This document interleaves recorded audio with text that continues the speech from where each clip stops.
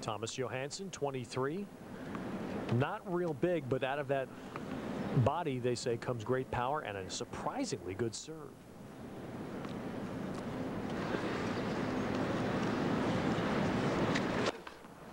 And there's the first ace for Philippoussis. Didn't take long to see his game plan. Win a lot of points off that big serve. It's 52 aces now in the tournament for the Aussie.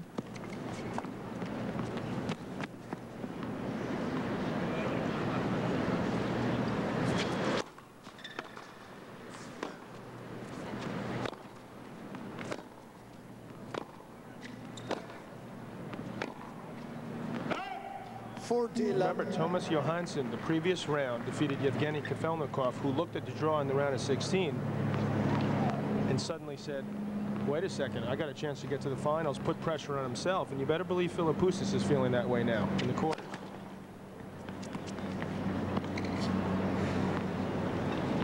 Psychologically, not a bad position. He certainly doesn't have as much to lose as the other players, the big guys included. So the first game for Mark Philippoussis as he holds at love to win the first point. His first two serves, 127, 130.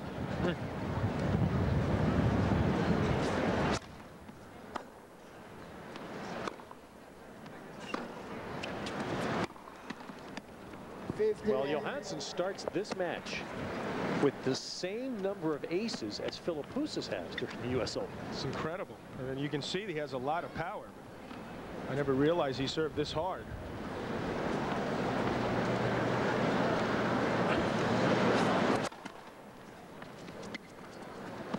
Currently 33 in the world coming in.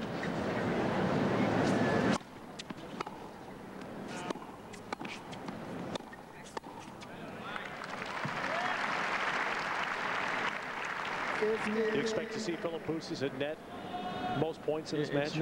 No, I don't, as a matter of fact. He's a Goran Ivanisevic of the Southern Hemisphere at the moment. He prefers, we can interpret that in many ways. Which that's be my guest. Reluctant to net, what you're saying. Well, working with Pat Cash will change that if that continues.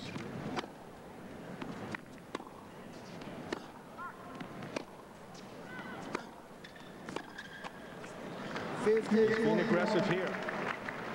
Now up 2 break points at love 1. There's Pat Cash eating away. Hasn't eaten for a while.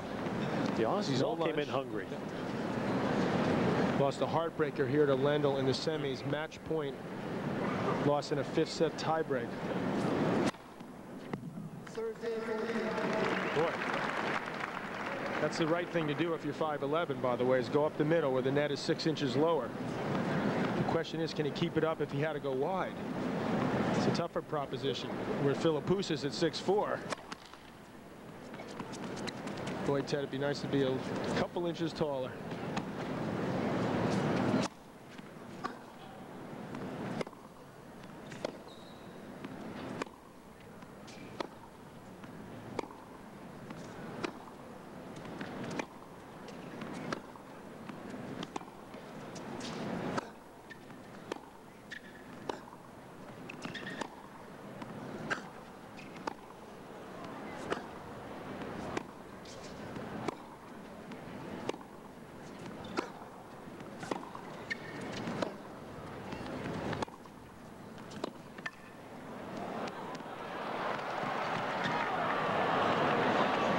One of the best points of the tournament. Well played by Philippoussis. It's incredible. You see the guy 6'4", bouncing around back there, 4 feet behind the baseline, cranking ground strokes, and finally, exquisite topspin lob. Johansson misjudging the wind that has died down to some extent, thank God, so far tonight. Philippoussis, excellent start here at 2-love.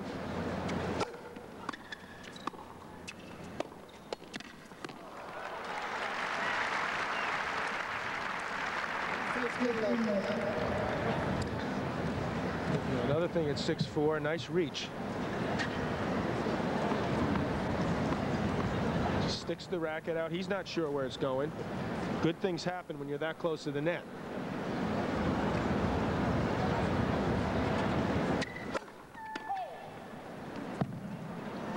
Early, Philippoussis has come to net 6 times and won all 6 points.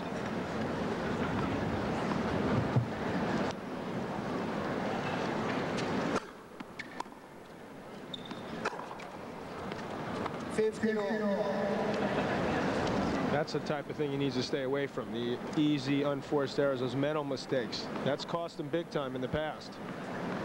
Things going well, there's no reason to go for a screaming winner there.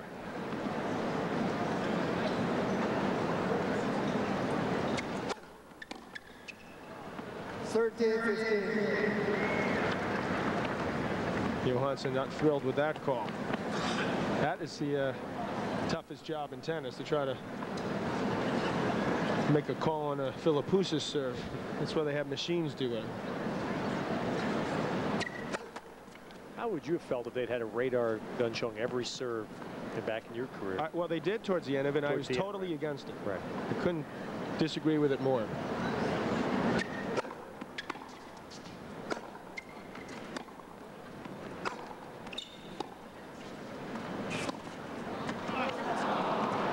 And I ask that because in baseball now, most baseball parks have the same thing for pitchers, and many people feel the pitchers get too wrapped up in their readings instead of the quality of the pitches. And it's intimidating when you play a guy like a Philippoussis, for example, or the big servers, and they're hitting the ball 20 miles an hour, 20 and sometimes more, harder than you are.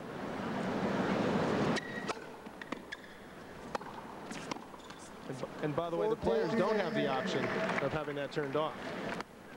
The old cashola taking precedence there. I'm not sure the players are against it, by the way, so I don't want to get down on the... Well, certainly Philippoussis wouldn't be. You would assume the bigger servers would like it around.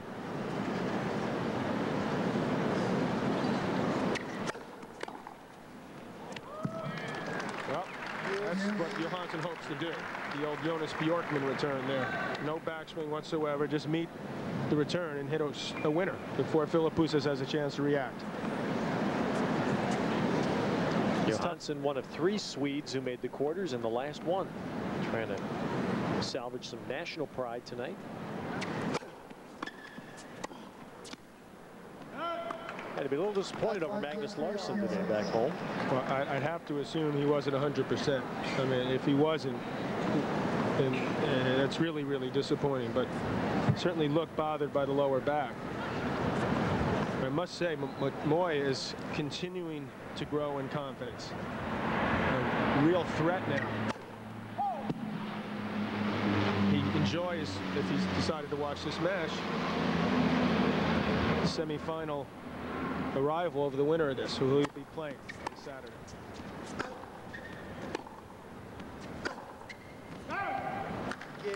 What do we have here? Johansson broken back. Yeah, back on serve in the first.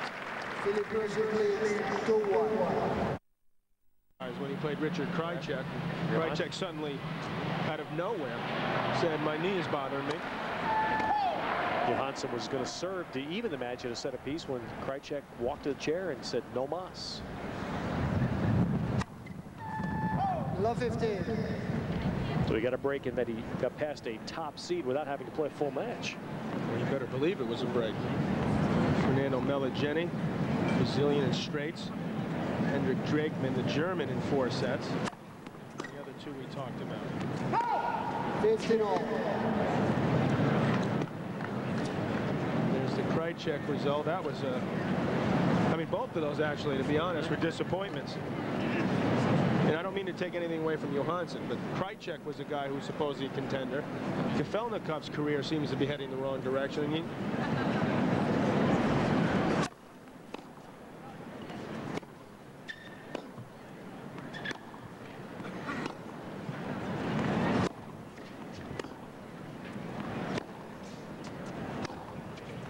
thing, John, about the Krajicek match that was interesting to me, never having seen Johansson play before, was that Krajicek's power didn't intimidate him.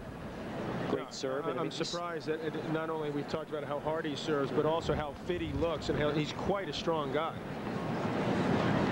Very strong individual. He's a lot more dangerous than I realized.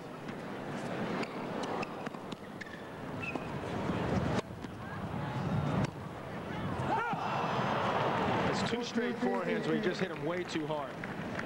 And he's got to play these conditions. The wind is just kicked up. He's behind the wind. You don't need to hit a ball flat as hard as he does here. He's lucky he had the chance. Tried to put a little topspin on it, but it was well long.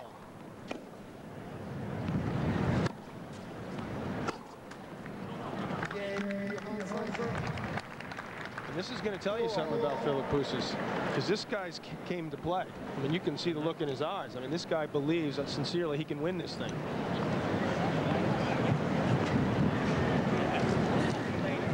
They have never met before.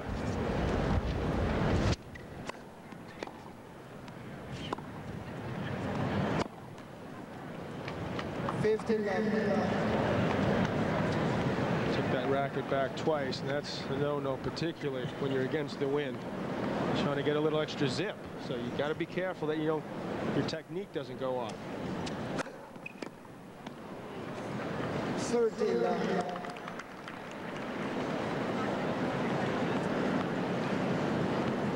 Does Philippoussis have a little more power to hit through the wind tonight if that becomes a factor? That's what we talked about that previous match with Tim Henman, and it's very true. That's why you have to like his chances as well, because of these conditions, and he's certainly the stronger man, although once again I'm impressed by Johansson. He's no slouch in the strength department either.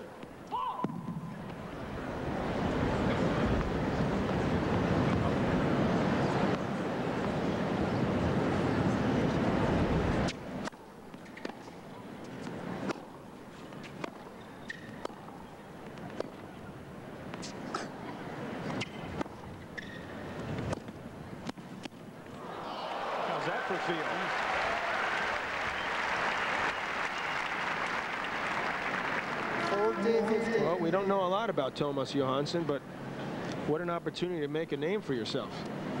Right in the thick of things at the U.S. Open. That was beautifully done.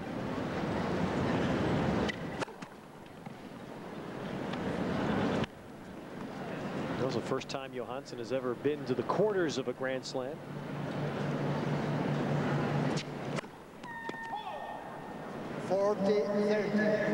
He's never been higher than 30 in the world. He reached that in March of this year. Will certainly be higher than that, win or lose tonight.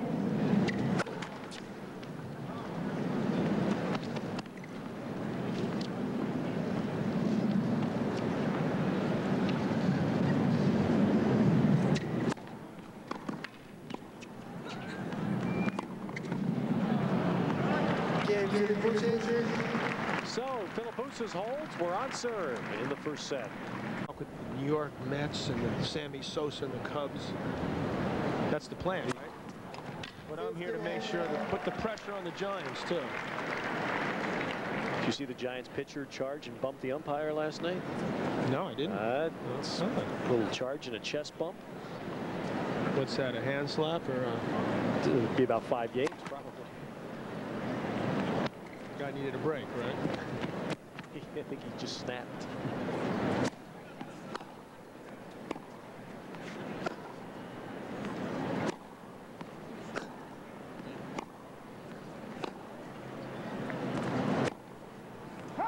We don't, tennis players don't have physical contact, so we don't understand. Is that all set up like wrestling? You know that? No. This was a full contact confrontation. All those fights, they run out and dive and look like they will play a little rugby out there. What do you think would happen if an umpire ever came down out of the chair in a tennis match? Well, the tennis player has a racket, so that's a. I'm not so sure he would win that one. And we're sort of sissy guys, I think. We're considered that. At least I was when I was growing up, and all the tennis players. So to defend yourself. That was a guy like Becker or your man Stiek, who was with us last night. I mean, these are tough guys. Shit. So is Mark. A couple break points here to get that break back. Ooh. Way to hit behind by Johansson. It's not easy for him to stop himself and go the other way. So Johansson may have found something there. Stretching out after that attempt. It's tough enough to get the return. Tries to get that big body to move to the other side. Back again, no.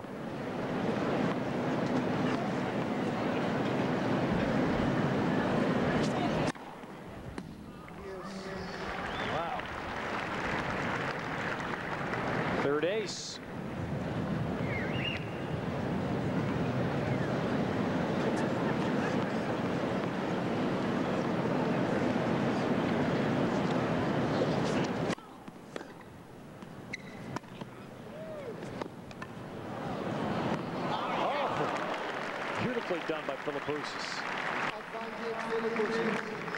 He could have come in, but he chose to stay in the baseline. He feels quite comfortable there hitting the groundies. And if he hits shots like this, he's not going to be coming to the net as much. The good news, he won't need to. It's two great lobs he's hit into the wind tonight. He played a great 4-set against Henman the other day.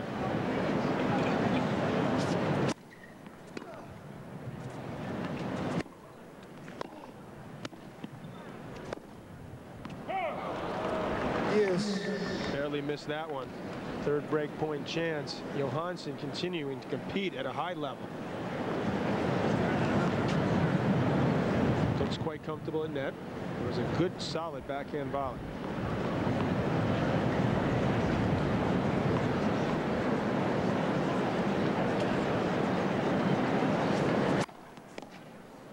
Advantage, Johansson.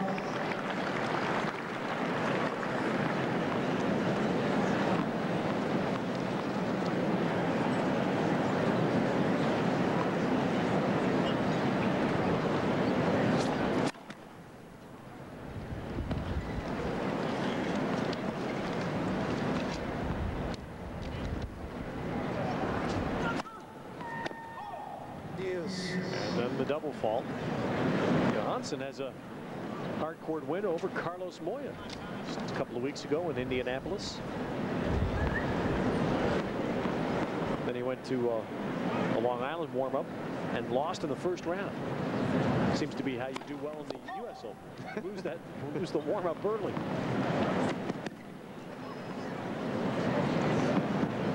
You don't want to start a trend there, Ted, but it may have already started, so you don't have to worry. Well, the Raptor at least got to the finals last year in Hamlet. And he won it this year. So. Advantage, Philippoussis. Now, if he doesn't win it this year, he's going to tank in Hamlet next year. Break point number 4 for this big Aussie here. Wind kicking up. An inopportune time for Johansson.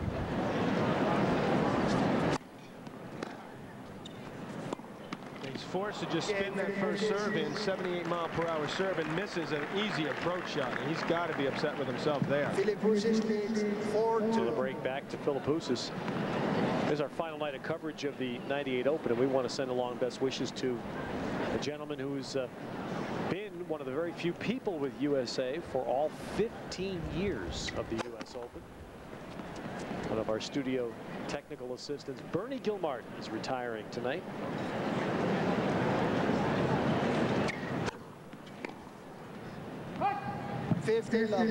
And Bernie's he's been a rock. He's been a legend in the USA studio. He was, in fact, Bernie was in the USA studio when there was no USA studio.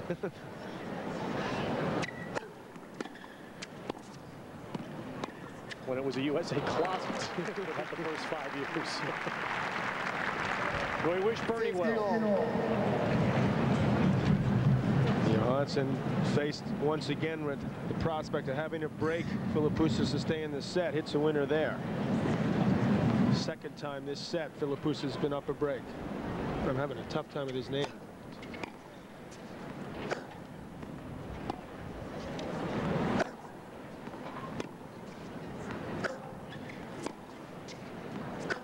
Oh boy.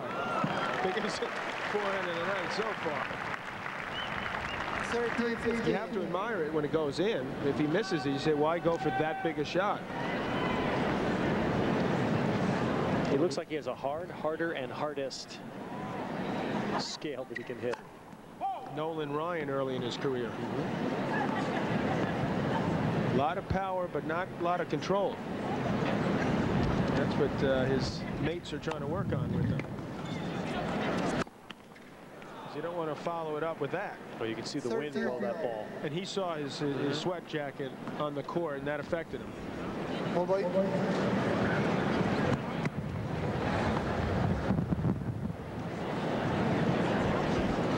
That's a bit of bad luck there. Try to regroup here at 30 all.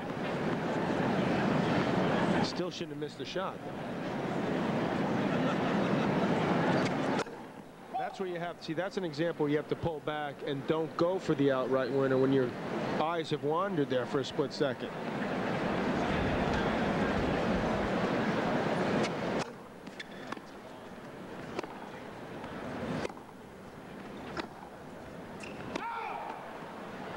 30-40. Once again, lost a little concentration, finds himself down break point to Johansson.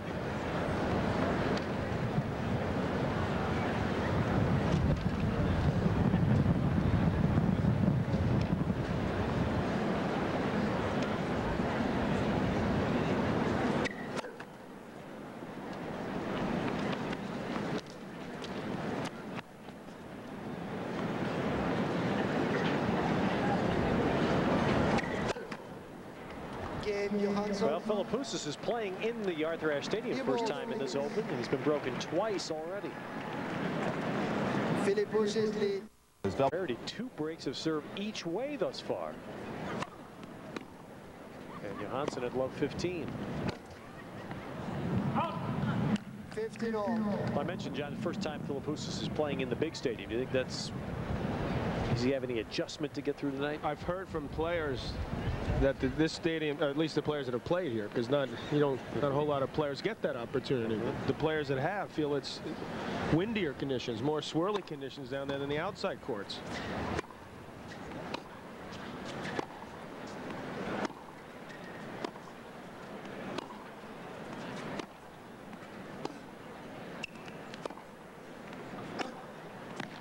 Forehand winner again. I think he played it a little safer, at least for his standards, and it paid off for him. Of course, the guys that play in here most of the time, they just go out in the practice courts, get a quick warm-up. They're not as tensed up as they are when they come in here, so they may not be as aware of the fact that it could be pretty windy out there, too. It is a monstrous stadium. There's no question about that. Well, we know why Raptor played so well here yesterday, and just very tough win, because he grew up and played a lot of his tennis growing up in very windy conditions, so it was normal. So did this guy. Melbourne has got plenty of wind. Mark Philippoussis knows all about it. I asked him about it. He's used to it, but that doesn't make it any easier now. I mean, I'm not sure it helps to look at your 12 and under record. Philippoussis at a pretty young age went to Florida. 40, although it's going to be pretty windy in Florida, too. So I think it's going to come down, Ted, to a battle of wills here, as it usually does in these tough conditions. These are 2 players pretty close in rank. The opportunity of both their lives, biggest match for both of them.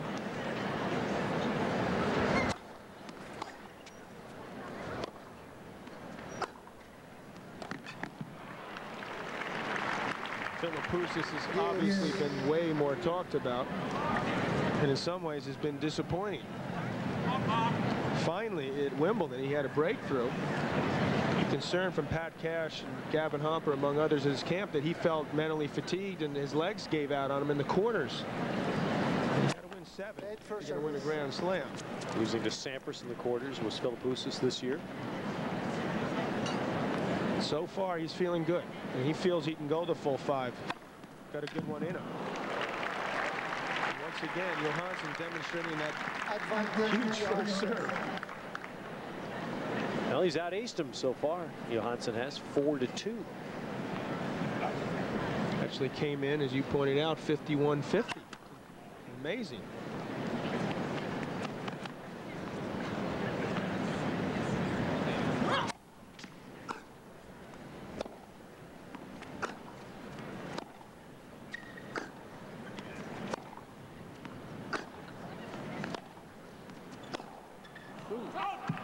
Miss on the forehand, so it's 4-all in the first set. Takes such a swing on that forehand. I mean, it's a concern. But let's first check in with Michael Barker. He's found an unemployed fan. Michael. That's absolutely right, Teddy. That's absolutely right. This is what happens if you don't make it as a ball player. You get to sit in the president's box. I'm with New Jersey Nets power forward Jason Williams. You actually tried out for his ball boy, didn't you? Yeah, I tried out in August, and they cut me, believe it or not. Too tall? Too slow. Bad attitude. What do you make of this? This is your first time out here, correct? Yeah, I came over here to watch Mark Philippoussis play. You know, he's with Fila, and so am I. And like he's falling to pieces right now. But he's a big guy, and this is a great event. And I saw Chris Rock here last week, and I figured If he can come here, you know, I know I can come down there. My etiquette's a little better than Chris's. He was sitting right in the front row. You know, your coach was here last night. At least the coach up until this point, John Calipari, was here. He was sitting in Pete Sampras's box. And of course, you're in the president's box. Well, you know how that goes. People come to watch me. They don't come to watch Cal. Now, he took you down as a team one training camp to watch Pete Sampras work out and train. Didn't you try to return some serves from Sampras? Yeah, Pete Sampras is a hell of a tennis player. Nobody could return his serve. But I tell you one thing, he'd never make in a public speaking. He came by to give us a motivation speech, and all he could do was stand around and go, wow, you guys are big. And that was it. And they asked him, and wow, in the U.S. Open when he was throwing up, what made him keep going? He said, it was almost over. You know, actions speak louder than words. It's not, you know what I'm saying. That's right. He's a great player, and he should win this thing. All right, Jason, thanks a lot. With Jason, oh, wait, hold on. Where are you going to sign next year? Are you going to play basketball? It won't be Philadelphia, where you from. That's for damn sure. Just cold. Yeah. Hey, what are you laughing at, Matt? Back upstairs. You meant your match. That's what we're laughing at, Michael. I think it took us about 8 years to find somebody to shut up Barkan. Huh? Yeah.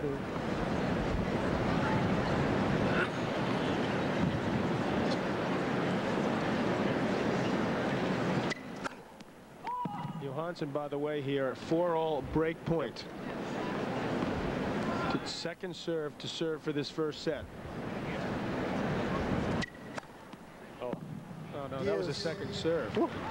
Right down the middle of 116. If you're gonna hit it, if you're gonna hit it, it's hard. I can't. I gotta just. I can't say it. Forget it. Just forget it. Need to regroup after that. Yeah, I'll try after this point to see if I can think of something.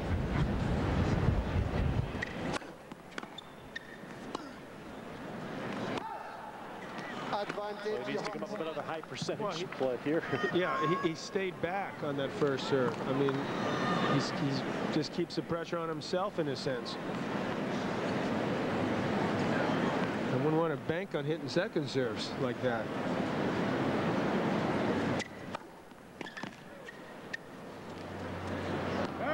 He is far more intelligent play, at least there. It's a big-time spin on it. Tough for Johansson to handle. Only hit at 101. So it's more difficult for your opponent when you mix it up anyway. Let for service. But these big throwers like Johnson and Roger Clemens have learned, right? They don't throw everyone at 90, whatever it was. What do they throw, 97? Yeah, they say the best hitters can time any fastball if they see it enough. Can the best returners time a serve if they see it enough? I think if it comes in at the same pace, I don't think it's like Tony Gwynn. They'll pick up on it at a moment's notice. Oh boy, the forehand is just sailing on him. That's unforced error number 16 in this first set. 4-all. Gavin Hopper's saying, wait a second, I don't know a whole lot about tennis. I'm more of a conditioning guy, but come on, get that forehand in the court.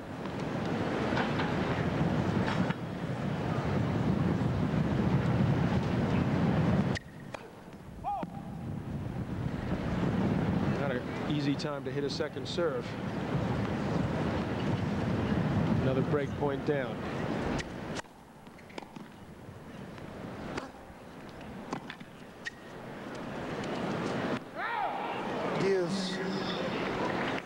That was a happy man, Ted, when who saw that ball drop an inch long. Thomas Johansson thinking, boy, was that close.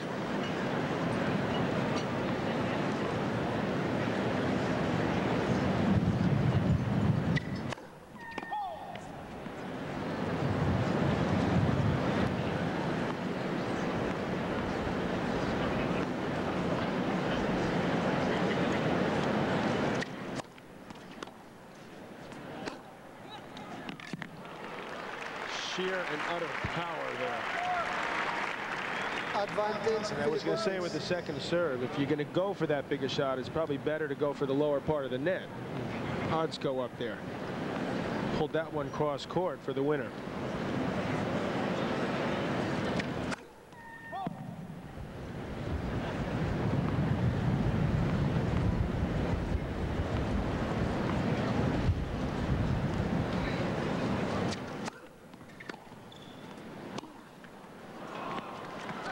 Diaz. But that forehand just inconsistent right now. He's got to have to learn, and I feel in some ways at certain times to cut that swing down. It's tough to time in these conditions, that's for sure. He's having a tough time with it in this first set. First service. Despite that, he's hit a number of winners, so.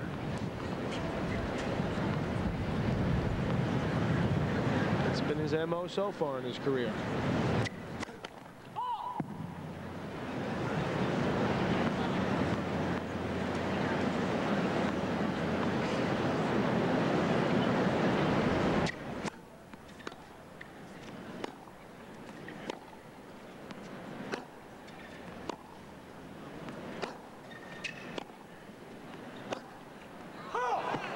Such a low percentage angle that he tried. He's got to force himself to pull back a little. Johansson says, go right ahead. Keep doing that. And I'm going to counterpunch my way to the semifinals.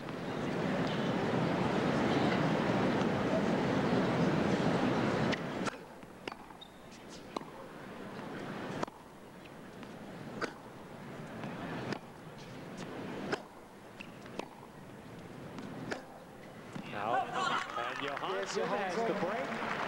So Thomas Johansson will serve for the first set. It's broken Philippoussis 3 times.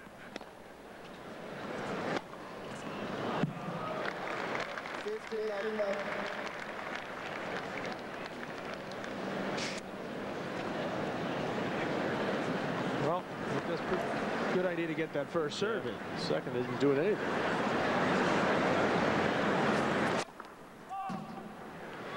He's got a 40-mile-an-hour difference between the first and second serve. I mean, he's hitting the 70s.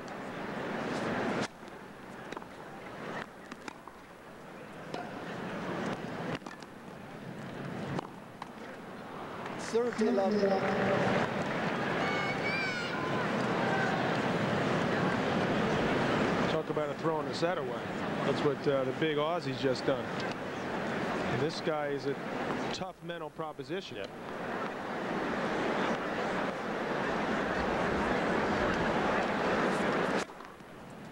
And ace number 5 gets Johansson to triple set point.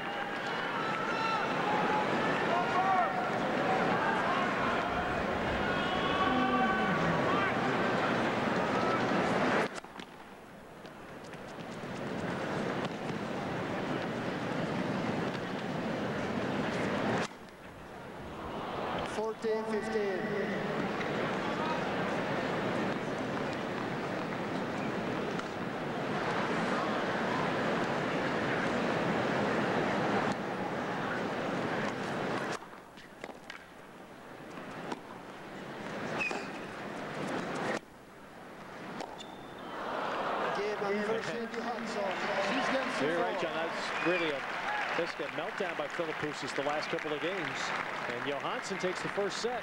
I mean, that's in the previous game, he had 8 unforced errors. Philippoussis, that's close. I don't believe it is a record, but it's close. And it cost him the first set, 19 total. He cannot be feeling all that confident at the moment. Not after that display.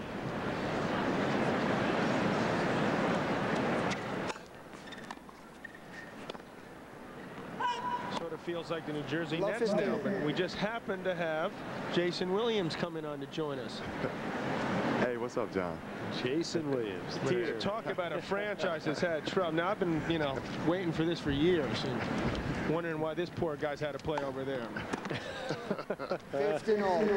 I tell you what, it's a lot quieter here, but it's you up here and not down there, John. You can relate to that, right? Over in the Meadowlands?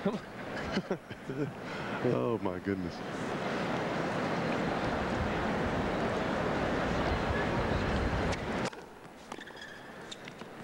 Well, I figured out, Jason, it's a great stadium from the outside, but from the inside, they have the skyboxes in the middle of the stadium, which I've never seen before. Have you ever seen that, by the way, in a stadium? No, I haven't. That's a bad start to get the energy working. Well, John, you never had no problem with getting the energy going. Listen, I gave it my best, and certainly appreciate your efforts as well, by the way. Respect your effort out there. Thank you very much. And I always thought your brother was a better player, though. Now I know you're not. Game Philippoussis. I thought you were going to say the better First looking game, one. second set. Well, that we know. Second set now. Philippoussis holding his serve. And Johansson at 15 love. Jason Williams of the, well, Jason Williams, professional basketball player, I guess we have to say. That's right. Is with us here in the booth. A man without a country. Aaron Burr.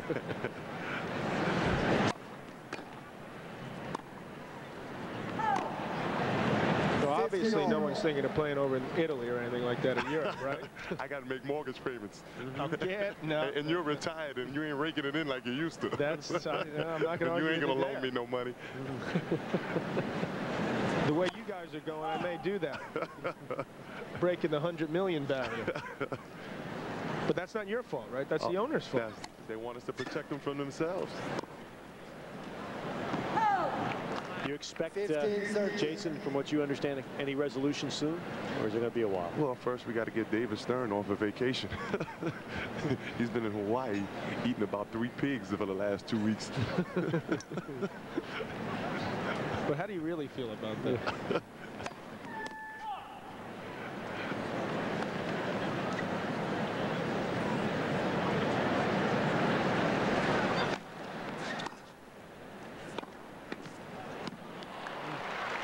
Nice job. 15-14. Well, Pat Cass has certainly tried to get him to do this. Chip charge off the serve. Nicely angled forehand volley for the winner. I mean, Philippoussis winning 82% when he comes to net. 2 break points, 1 gone there. What in God's name? This is like Jason Williams hitting 3-pointers. All free throws. You know, this is him staying back. That's the equivalent of, at least the way I see it. I mean, he's a pretty, you know, Jason is a pretty good shooter. See, that's what I'm saying. Marking, hitting off the ground.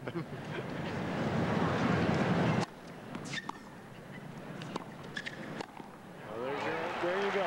Exhibit A. That's a dunk. We love that.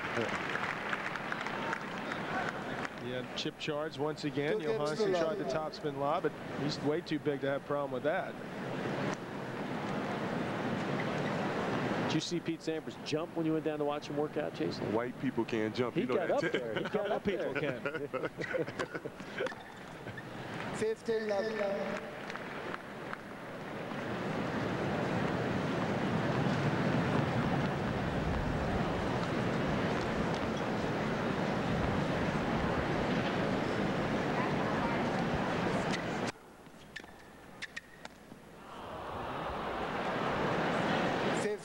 What do you think, Jason? Really think Michael Jordan's going to do? I think somebody's going to give him $55 million like the Chicago Bulls, and he'll come back for that 1 year. We all need Michael Jordan back in the league. He's like John McEnroe to tennis. Well, thank you. I appreciate that. I've been killing you the whole time. I think I owed you that one. I hope this is on tape. 13-15. Now I wonder, how long were you with the Nets, by the way? Now 7 seasons. 7 years. I was always wondering, how could this poor guy do that? Now you got to develop a sense of humor. that's what it is. I was in purgatory for 7 years.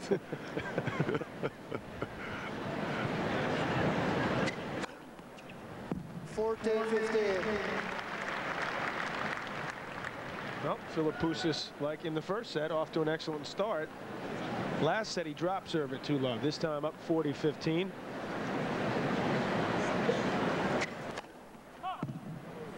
You play tennis at all, Jason? Get up there and swing? Yeah, I go and play. You know, John's been ducking me for the last 2 summers. I want to see your serve. I hope you don't have one of those sissy serves. Game Philippoussis. At 6-11. Hey, good seeing you, Jason. Jason, thanks for coming by. 3 games to love. Second set. George Magazine. Editor John F. Kennedy Jr. enjoying tennis tonight. And our research room is empty, I'm told. Mr. JFK Jr.'s in the house. Forget Patrick Rafter. That's exactly right. And we should. Carlos Moya. There's nobody pointing at T.Johansson with a lens right now. And we should also thank our research group here on our final night of coverage, because for those of you who think that we actually know what we talk about, forget about it.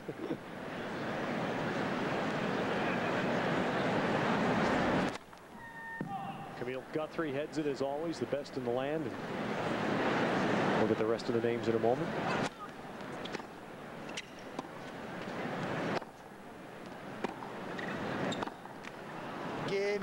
T.Johansson, Suzanne Bultmeyer, Sarah Clark, Tony Woods, Andrea Wu, and the incomparable Zoe Pike. Our entire research group of all of us at USA thank them very much for their work.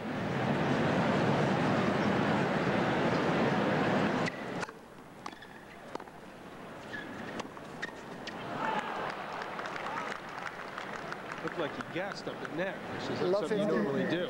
You usually react. He leaned to the forehand side, didn't get back quite in time enough for that backhand volley. Johansson did have some good zip on it.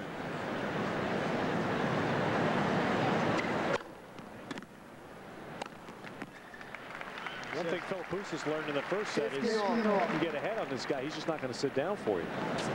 Let's see how he reacts here in the second set. Carlos Moya. Speaking of which, he's had a fabulous run here. Serena Williams, Max Mirny win the U.S. Open as well as Wimbledon. Congratulations to the Williams sisters who won all 4 Grand Slam mixed doubles. There'll be a few people lining up to play with. These poor guys are hoping they'll stay with them. Tons of other guys backstabbing and trying to get a chance to play with them. I just think, John, 2 out of the last 4 men shouldn't even be there.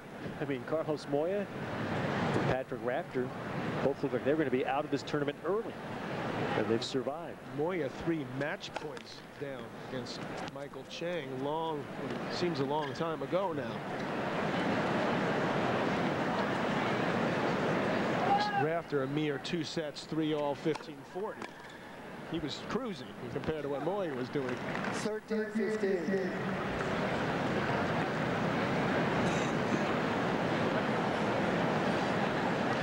And our crack staff has just informed us that Philippoussis has asked for a trainer between games.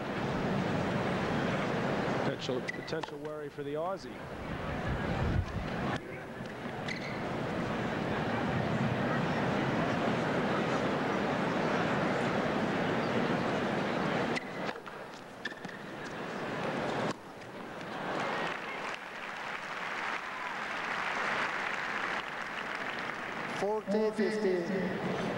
Let that ball get up to around his shoulder. Says, okay, I'll go for this angle here. Changes his grip, flicks it backhand cross-court winner.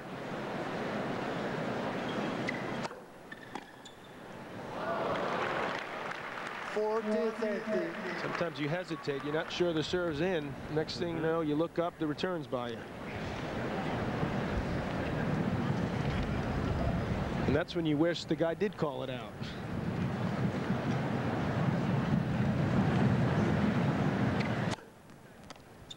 Game Philippoussis. Oh, Johansson looking in bewilderment. How'd he miss that? He said. Philippoussis leads 4-1 second set. Johansson serving 1-4 second set.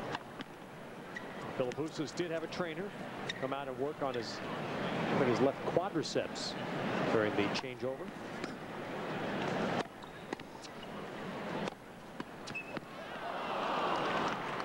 Out to Michael Barkan. All right, Ted, from Jason Williams to Olympic gold medalist Christy Yamaguchi. You're here every year. You like this sport? I love tennis. It's fun to watch, and obviously the U.S. Open is always fun to see what happens. You play any tennis yourself? I try. I don't know if you call it tennis, but not as often as I would like to. Now, you're on tour, and tell us what you're involved with right now. Right now, I'm actually here again with Celanese Acetate. They always host me here at the Open, and and still was Discover Stars on ice. So touring a lot and skating a bit here and there. What has changed in this sport?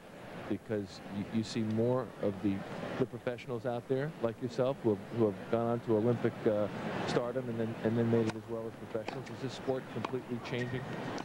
It's changing year by year. You know, this year actually they're doing quite a few open events with the eligible skaters and ineligible professional skaters. So, you know, new personalities come out of the sport every year. You know, Michelle Kwan and Tara Lipinski this year from the Olympics, and it's fun to see the sport keeps growing, and hopefully it'll keep heading in that direction. Will Michelle and Tara join your professional ranks in your view? I think eventually, definitely. They both have amazing presence on the ice, and I think they have the personalities to be, well, they already are superstars. So Tara Lipinski actually will be around in the professional ranks this year. What's been the greatest thing about being an Olympic gold medalist? Coming to the U.S. Open. And besides that? Yeah, okay. It's just been a lot of fun traveling a lot and finally being able to do my sport for the love of it.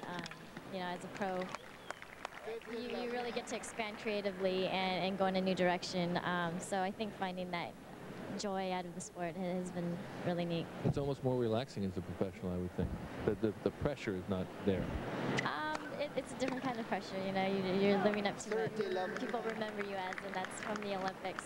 But you know, you can really explore different areas, and I think as an amateur, you're really confined to stick within the rules. Thanks a lot. Appreciate it. With Christy Yamaguchi. 13-15. Well, Philippoussis is trying to do what he couldn't do in the first set, close it out. Said lost serve 3 times en route to that 6-4 defeat. 30-15 here at 4-2.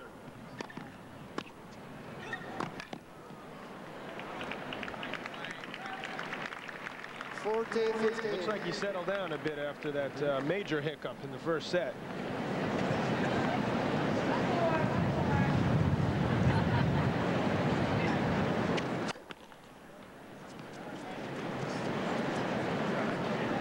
Johansson's thinking, wait, it's not over yet. Still not over.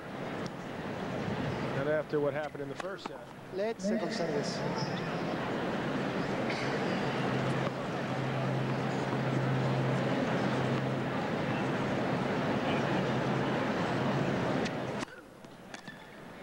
Game Philippoussis. Well, that game is, and Philippoussis is now 5-2 in the second. Final night session of the 1998 U.S. Open. You say very calm, because if it was, they should move this match out there. Help the two players. These conditions have been incredible here through most of this U.S. Open. Unusually cool, autumn-like conditions, extremely windy. Kind of like Australia in January, huh? Right. You'd be surprised, though. Surprisingly cool there sometimes in Melbourne.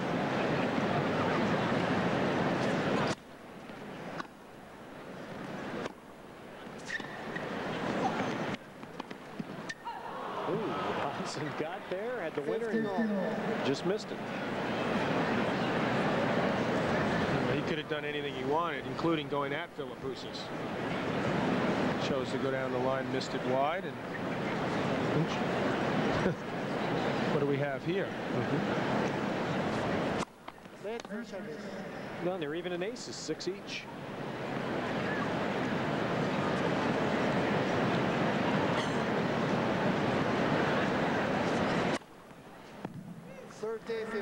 That's a monster serve. Fix that. He's ahead 1 now. 123 right down the middle.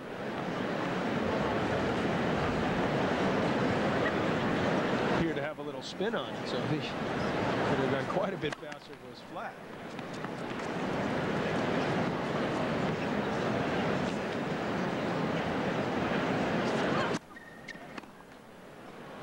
Well, Mats Wilander joined us the other night, Johnny. He was talking about the pride that Sweden still takes in following the exploits of their players. They had 3 in the quarters this year.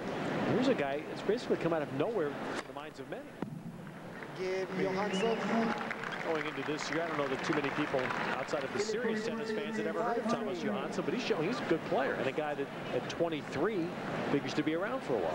Yeah, he's known around the tour. The last couple years he's come around, finished 96 at 60, finished 97 at 39, currently 33. Already in the quarter, so he's going to, even if he loses, will be in the 20s. And he is suddenly a Davis Cup prospect.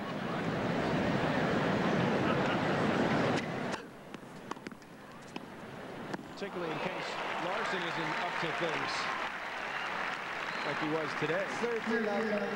Nice to have a player of this magnitude in as a third player, and this is the nicely done drop shot by Philippoussis. 2 points away from leveling this match.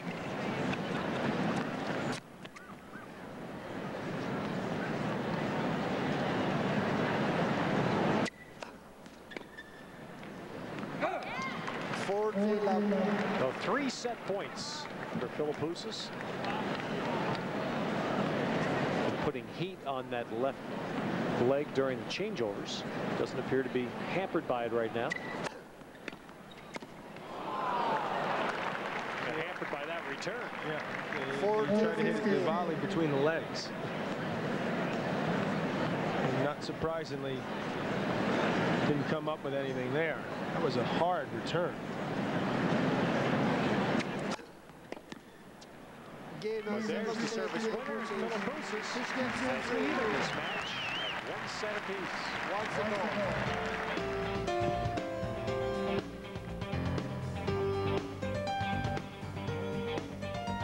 First point, third set, even at 1 set apiece. And the beautiful drop by Johansson. Trickery there. So the big guy scrambling to get back in position. And I guarantee you one thing, Mark was not expecting that. Walk into the ad court before it had dropped.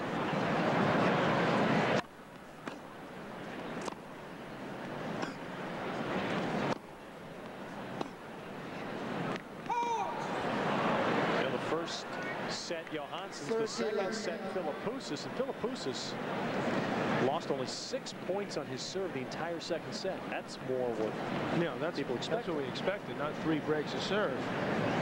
Twice up a break, allowing Johansson to be level here at 1-all.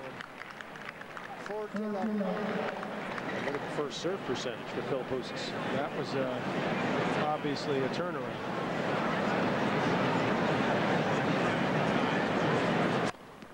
Johansson comes right back with 4 first serves and an easy first game. We'll be right back. Spot in the semis up for grabs. An opportunity, 2 players who've never reached the semifinal of a Grand Slam. Both unseeded, 15-all at Love 1, third set. The winner to play Carlos Moya, the Spaniard, in the semis on Saturday. And I can tell you right now, you're playing at 11 o'clock, so. Scheduling committee now, huh? Yeah, they put me on finally after all these years. Followed by the women's final and then the second men's semi, which will be Pete Sampras and Patrick Rafter. Can't envision a better match than Sampras-Rafter, the way both are playing. Never seen Rafter play better. Defending U.S. Open champion, hottest player this summer, against Pete Sampras, chasing history, looking to level Roy Emerson at 12. Nice looking shot there. Didn't do any good. Level at 1-all, looking to tie Roy Emerson's all-time Grand Slam record at 12. Good pickup by Mark here. Thomas. It's a shot you normally only see in practice. And when you're down 40 love or 40-15, like he was that game, 1-all, third set.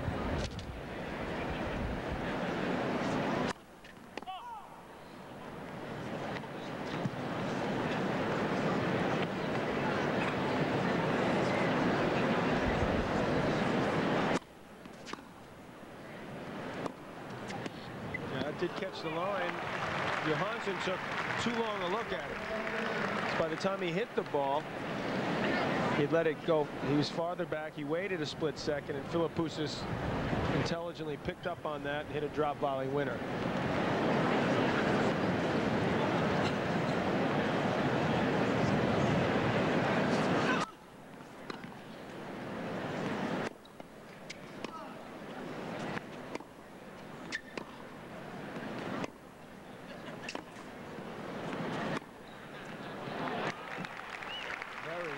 Easy swing there.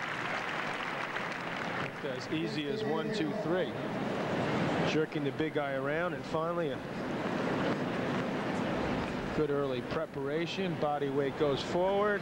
Eye on the ball. No problem for Johansson. Understand the USA. Tom Gullickson's captain of the U.S. Davis Cup team has just named Todd Martin, Jim Courier.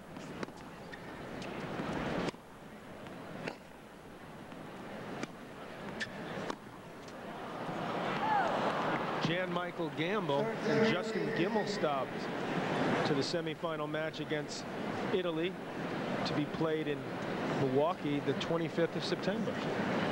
Congratulations to those four. And a real hope that Jim Courier can rebound, and former world #1 battling injuries, that he can play as he has in past Davis Cup ties. Jim Courier, at least in my opinion, his biggest win this year was when he beat Marat Safin down 6-0, 4-1 in the 5th and deciding match against Russia. Came back and won a 5-setter.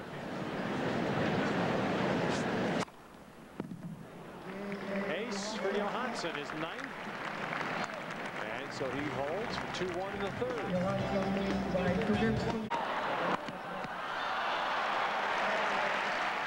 Great point. I believe the shot by Johansson was called out. Yeah, a couple shots ago. Philippoussis has served 61% for the match, and a lot of that was in the 2nd set. That was what turned things around for him. 77% that 2nd set. You serve as big as he does, and you're serving that well. Yeah, you're tough to break. Thomas having a bit of a problem there, and not to mention a couple fans who said, "Thank God I'm out of a baseball game."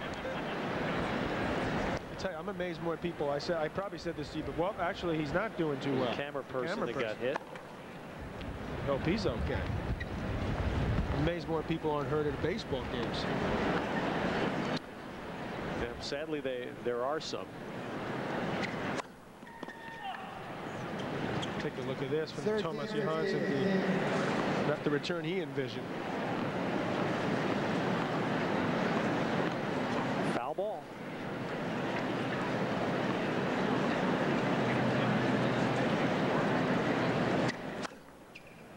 You were talking about the Davis Cup team, John, during the last segment. Is it a radical concept to suggest that you would want one Davis Cup team for the year? Make a commitment, you know, you play them all? That it would be, actually. It's lucky if we get anybody at this point. But should that be a requirement? I guess what I'm saying, if you're going to sign up a team, you say you sign them up for all, or you don't play. I mean, the thing is that as Philippoussis bombs in ace number 8 for the match, levels his 3rd set at 2-all. It's conceivable, for example, that you could pick a group of players, and usually what you do is you pick 2 singles players and a doubles team.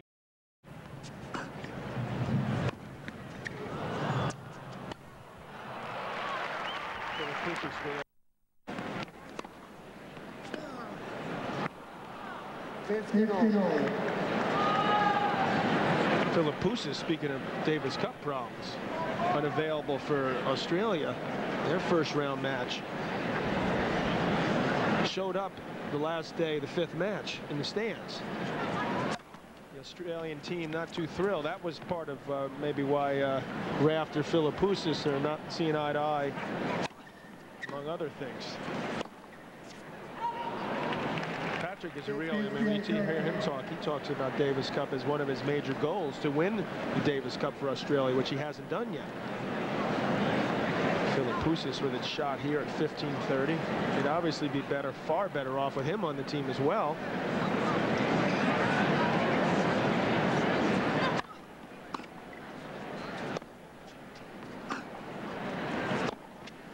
I'll tell you what I think, though. I think that all the players should be available for Davis. Well, that's my only point asking the question is, should a country be hung up this late or going to a semifinal as the United States is, basically searching for players? Big chance here, by the way. Double break point for Mark.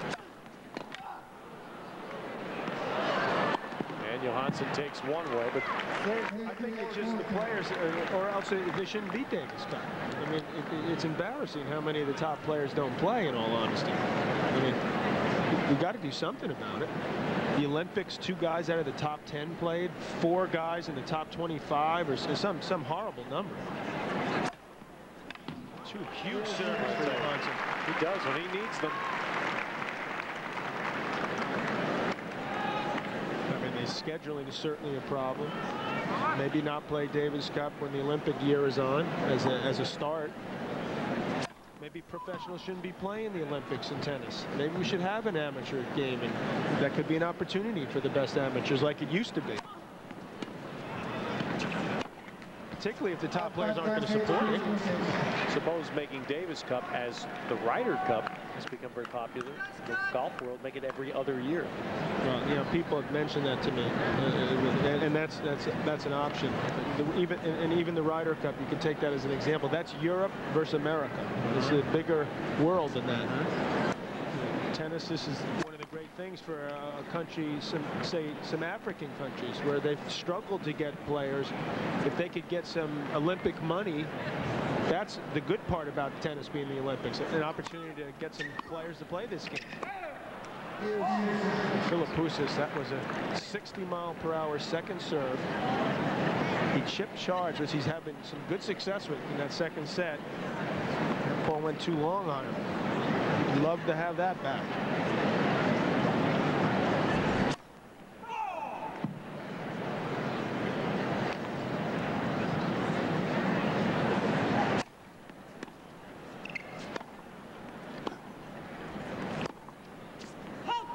Succeeds the next time around. If at first you don't succeed, Ted.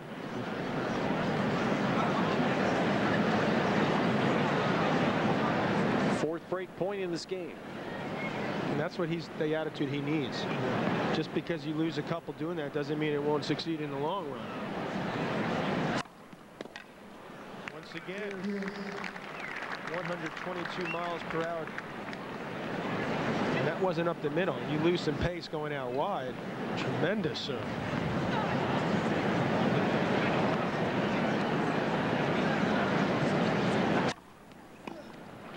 Couldn't change grips in time. That's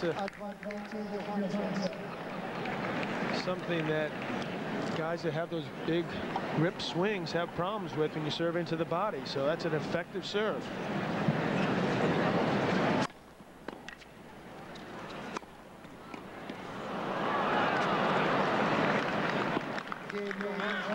And Johansson saves 4 break points. His greatest Grand Slam result. He's never been to a semifinal, nor has Thomas Johansson. And right now this match is even. A set apiece on serve in the third. 30-15. One reason why he's been, I guess you could call it, I don't want to say a disappointment, but hasn't fulfilled expectations. He followed that match up, beating Pete Sampras, the biggest win of his life, loses 6-2, 6-2, 6-2 to Mark Woodford. Well said. So, what do you make of the tournament then when that happens? That's when you would probably analyze your post-match celebration. That's a good point. Satisfied with the big win, and the wily veteran, that slow old man as he was referred to by Goran Ivanisevic, took quick advantage. Set all 3-all.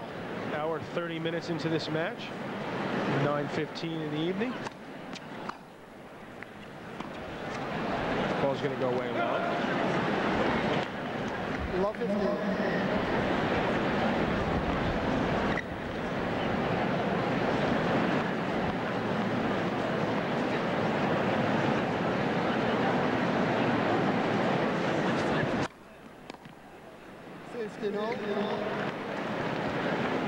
Quite a buzz in the crowd.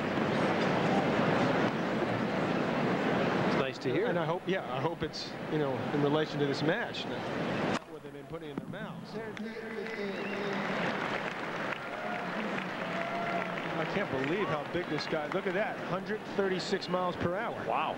I mean, this guy's unreal. That's the fastest I've seen in this Open. It may be.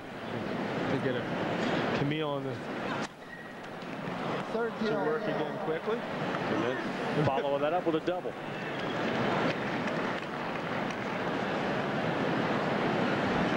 .136 to 67. Huh?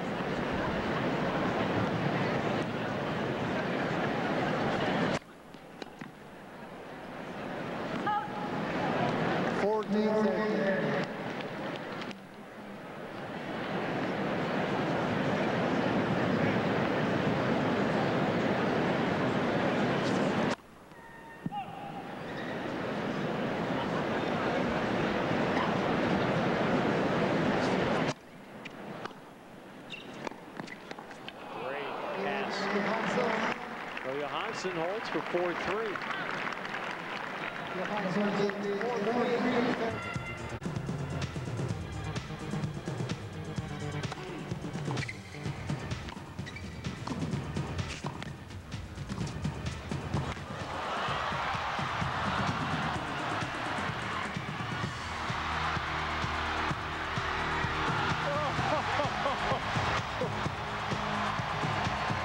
He's having fun at least. Was that this U.S. Open? It was 20 days ago today. I mean, it was hot back then. Well, what a great match that was. Night 2 of the Open. Rafter given a great tussle from Hisham Arazi of Morocco. And since that third set, Rafter has been incredible. I believe the count is 4 breaks of serve in 4.5 matches.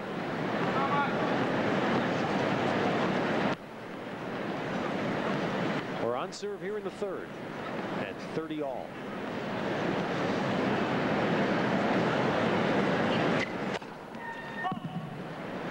The Johansson serve in the last game, 136, fastest this year's U.S. Open.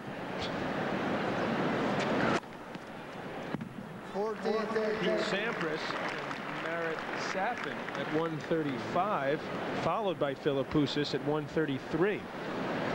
So Johansson intimidating the big guy.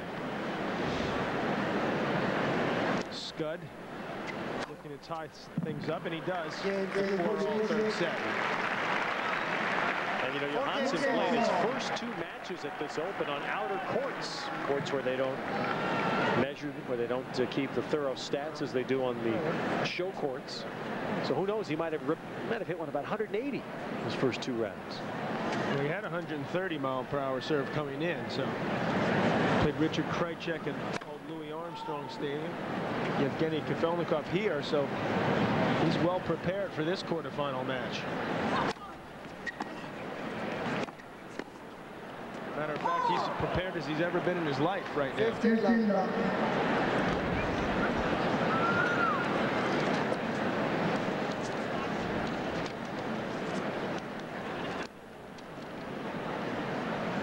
One time got to the round of 16 at Wimbledon, 96.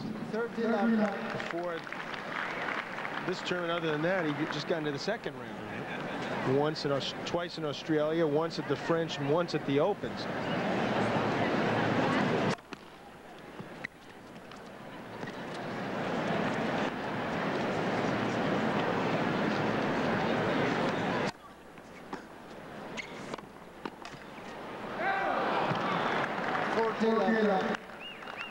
Well, I don't want to cut him totally short. He did reach the 3rd round this year at Wimbledon. before he surprisingly, well, I don't want to say surprisingly, not a grass court specialist, Francisco Clavet beat him in the 3rd round. He's actually had a tremendous year. 14-15. Clavet he beat Chang at the French. Went over to Wimbledon where he beat Rios and T.Johansson to get to the round of 16. Talk about a forgotten Spaniard. Poor Francisco Clavet. It's hard to play in the shadow of Bericetegi, isn't it? Oh boy, I knew that would happen. I'm setting you up too easily.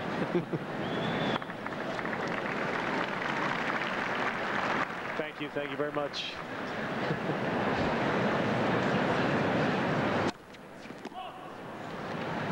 Another double fault, number 7 to 40-30.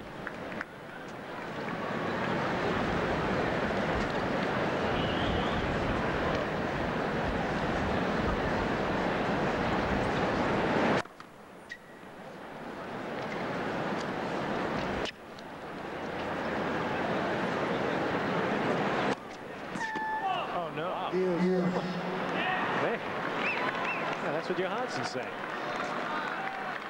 What's that all about? Is that 3 in a row? 3 doubles in a row from 40 Tiedemann, a former player working with T.Johansson.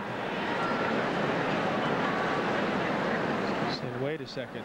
Get that serve back on track. Just gets a 99-mile-per-hour first serve and gets the error from Philippoussis. Both players tight right now in this critical juncture in the 3rd set. Found it fast. So it's 5-4 Johansson in the 3rd. Johansson leads 5-4. He's listening. 15 left. But Philippoussis has gotten his serve going again. First set broken 3 times and no chances for Johansson to break in either the 2nd or 3rd sets. He's really got that first serve percentage up. 77 last set, just about 70 this set. Johansson knows he's got his hands full here.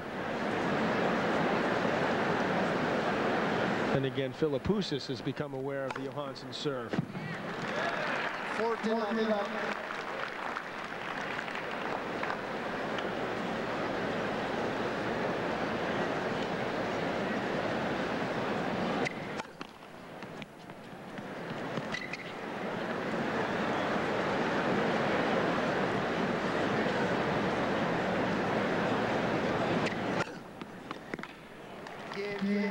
Well, an easy one for Philippoussis. 5-all in the 3rd.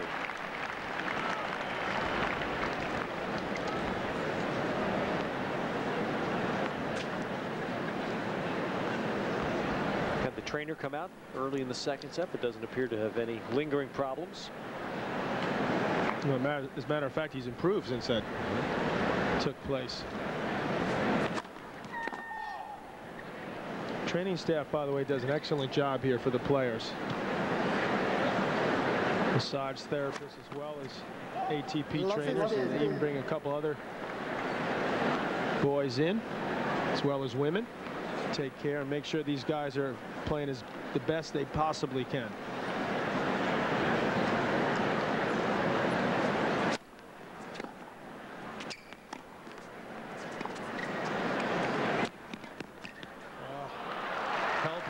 Beautifully to the last instant, froze Philippoussis and then went up the line. It looked like from this position that Philippoussis had an excellent chance to win this point, but left that line too open.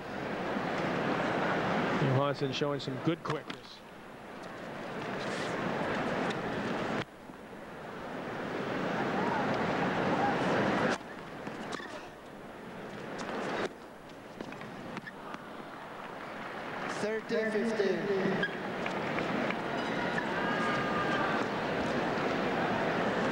Johansson making him play, and nowhere near that drop volley.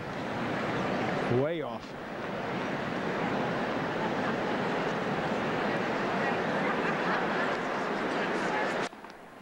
say nowhere near making 14-15. We've seen this today.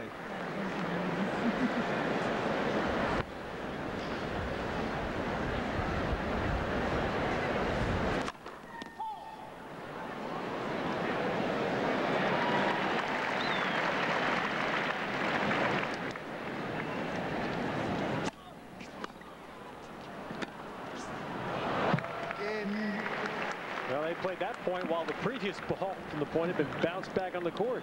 But Johansson. And it looks like we're heading for a tiebreak. Philippoussis quickly to 30 love. Well, things have certainly settled down on serve after that rocky first set. No breaks here in the third. Mark at 30 love. Make that 40 love. 40 love. Johansson must be saying to himself, I can return better than this. Yeah. He struggled certainly the last couple sets, but that was an awfully tough one to handle into the body. That's the question. Who can return the Philippoussis serve when it's on? Pretty much no one. Particularly on a Ted on a court this quick. Which is why I can't figure out, and you can help me with this, how come Philippoussis hasn't done better at Wimbledon? And you would think that he'd be tailor-made for him, right? The court actually at Wimbledon at times will play slower than this. And that ball will sit there. It doesn't skid all the time like it does here.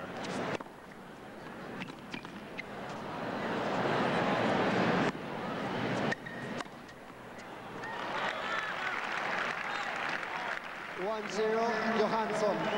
Tie break, 7 points wins it. He must win by 2. See Philippoussis scrambling. Patrick Rafter said same thing. He doesn't feel as comfortable on the grass courts as he does here. Doesn't feel he moves as well. Affects his legs more than these hard courts. Philippoussis seems to be affected on both surfaces so far in his career. 2-0. Johansson.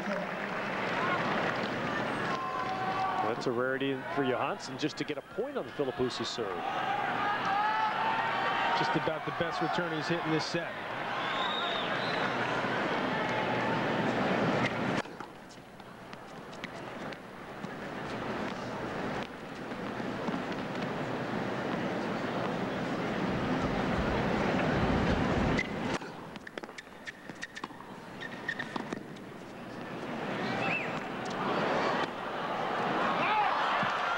Big. Johansson takes 2 points on Philippoussis' serve. 3-0. Johansson. Tremendous defensive lob. Landed smack on the line. But why Philippoussis tried to hit that forehand so hard? Not a good decision there. And Johansson commanding 3-love lead in his third set tiebreak.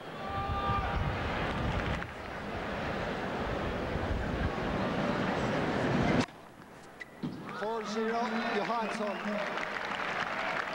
And the Swede quickly to 4-love. His 14th ace.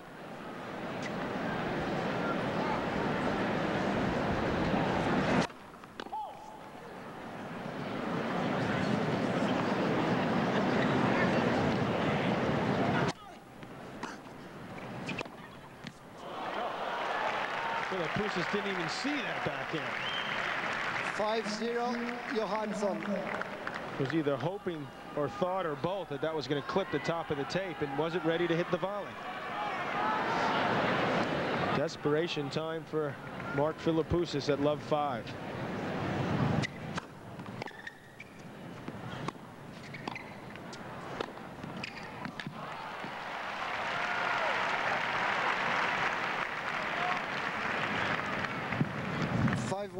Johansson. So the third set well within the reach of Johansson. 5-1 in the tiebreak.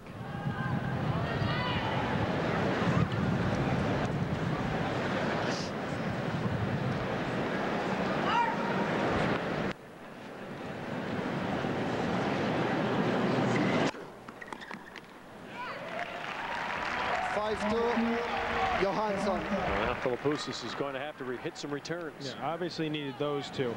Wants to get at least one of these two. Then maybe hold his two at 6-5. Johansson's thinking a little bit.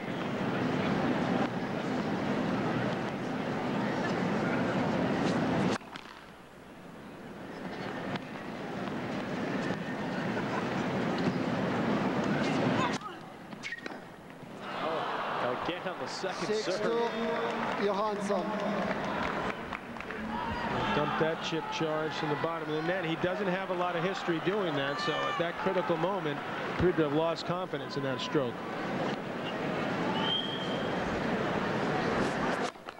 Late first service. Bundle of set points for Johansson now at 6-2.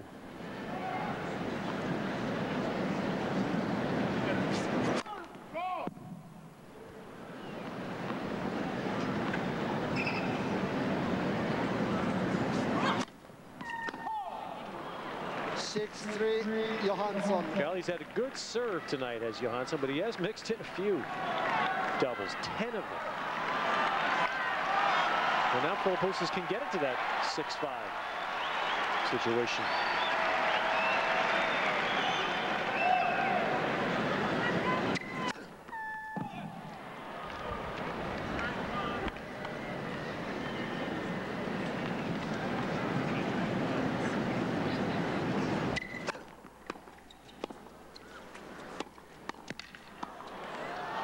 Great play by Johansson.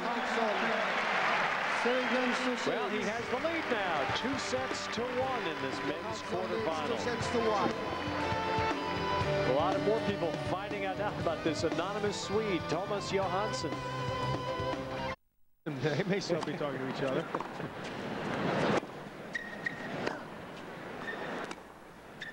Philippoussis held his serve in the first game of this fourth set. He lost only 8 points on his serve in the third set, but 3 of them were in the tiebreak.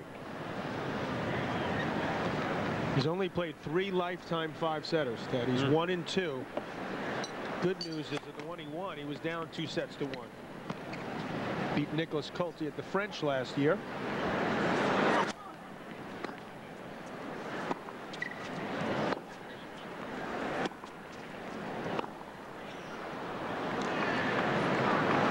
And we haven't taken a whole lot of phone calls recently, but apparently we have a fairly good tennis player on the line.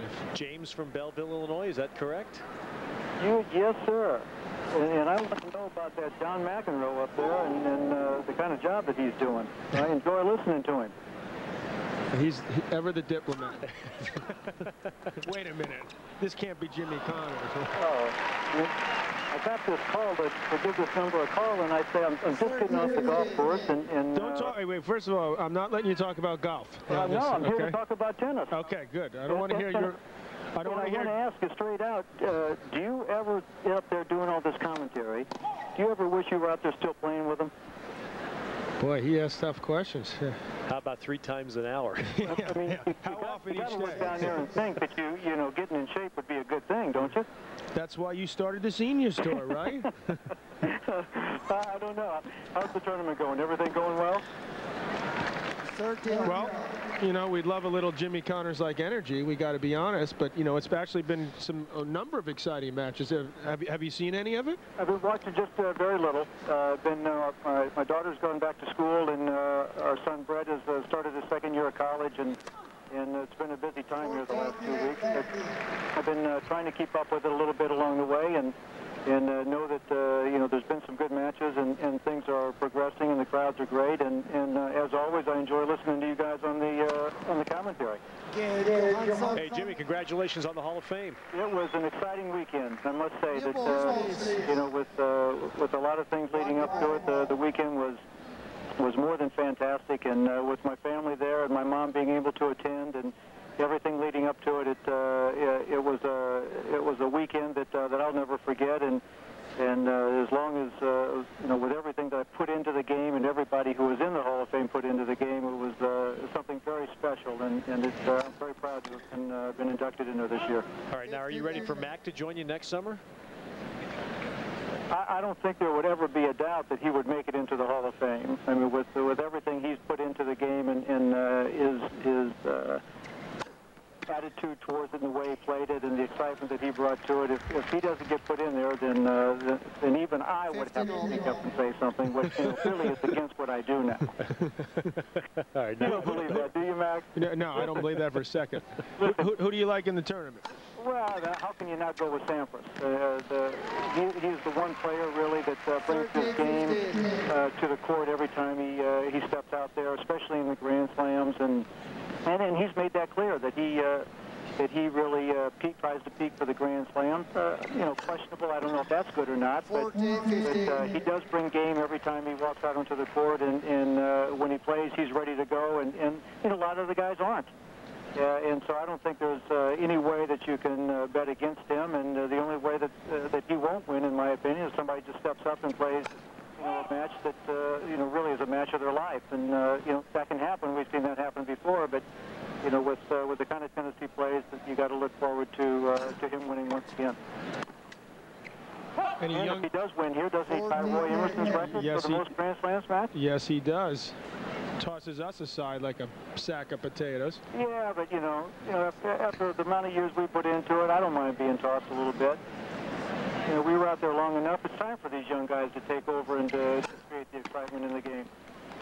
It's time to have them take it over. It's not time to break every record.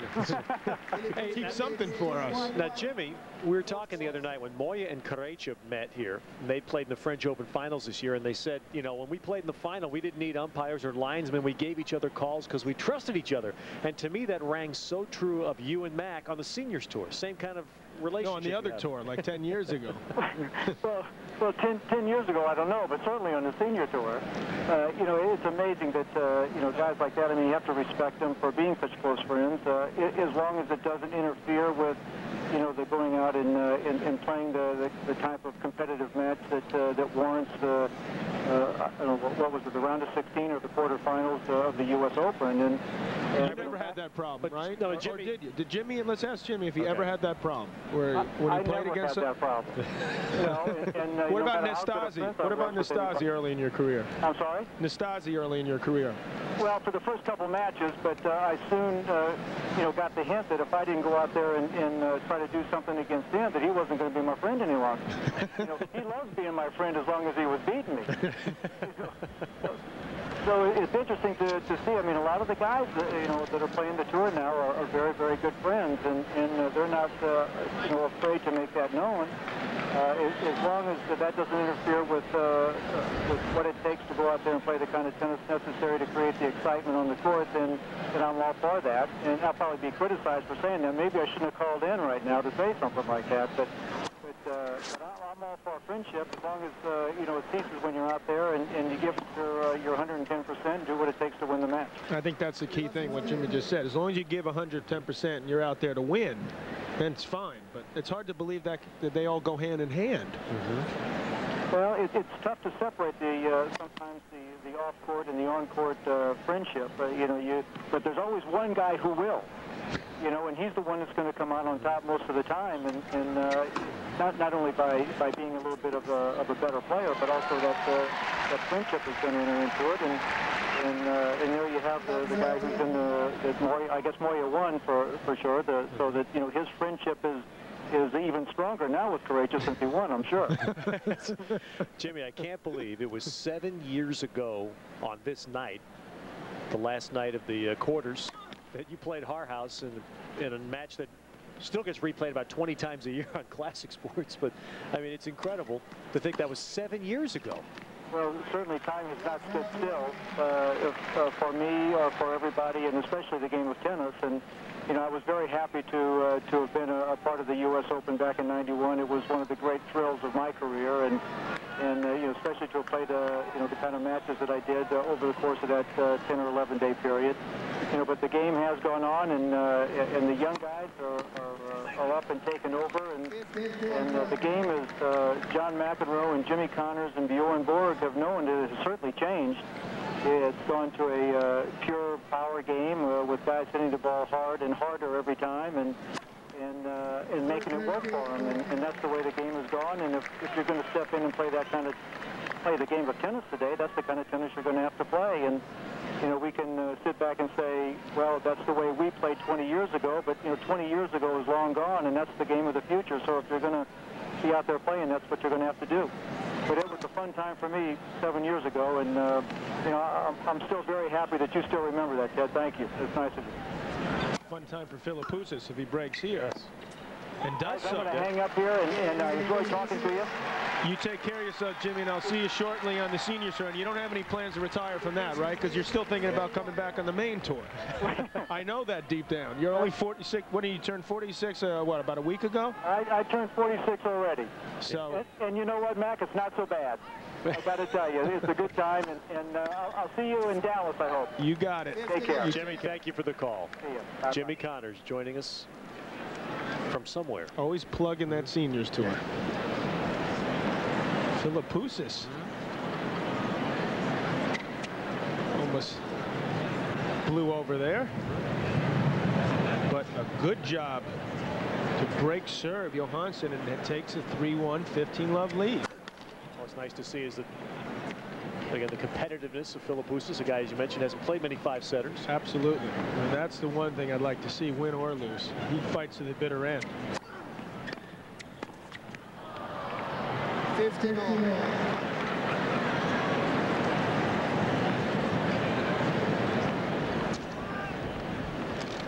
Tighten up on that forehand volley, looking to consolidate things.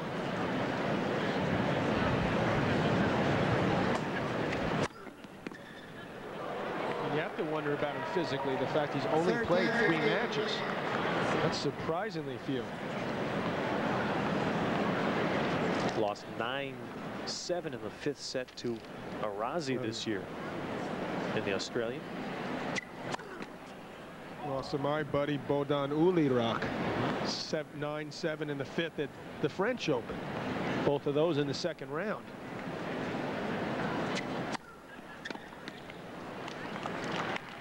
It's starting to look, Ted, like he's going to have his 4th 5th set match of his career. He keeps it up for a couple more games. 2 points for a 4-1 4-set lead. There's the hold, so it's 4-1 Philippoussis in the 4th. Philippoussis. Come on.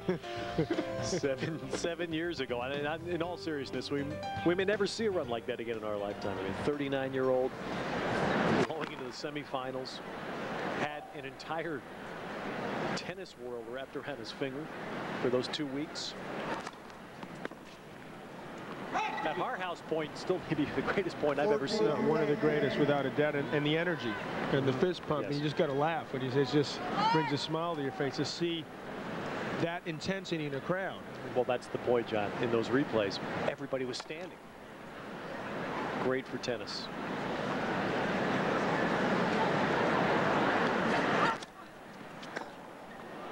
Well, he wanted to hit a forehand, didn't he? He wanted to show you it hits it a little bit harder than us old guys. He's decided, Ted, as you pointed out, to run around that backhand, hit a forehand at all costs, decides to go for the winner, and succeeds mightily.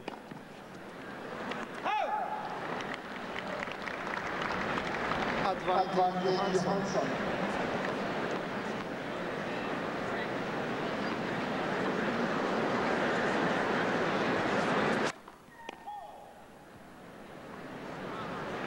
Johansson continues to out-ace, 16-15, Philippoussis.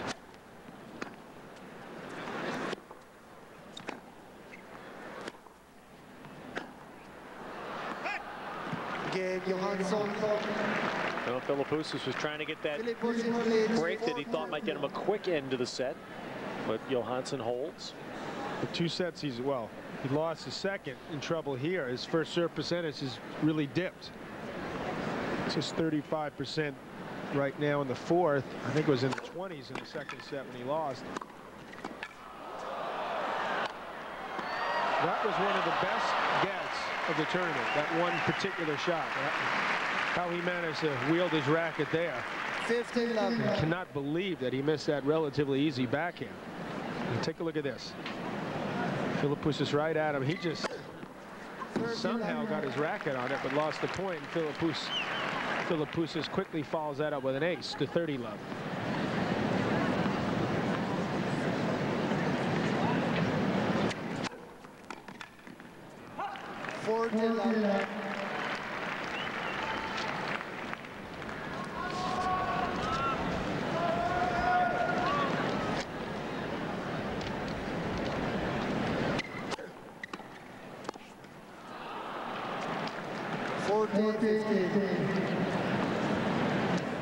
Philippoussis getting used to winning all his service games at love.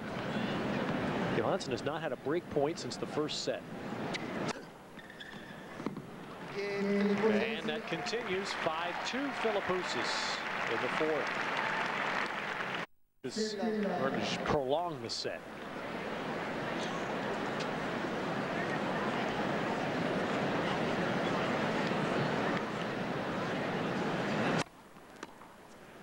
You'd also like to serve first in this if it comes to a fifth set.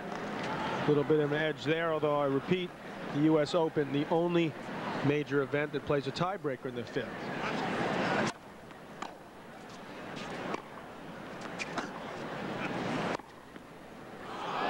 A little less fatiguing for the server serving second mentally.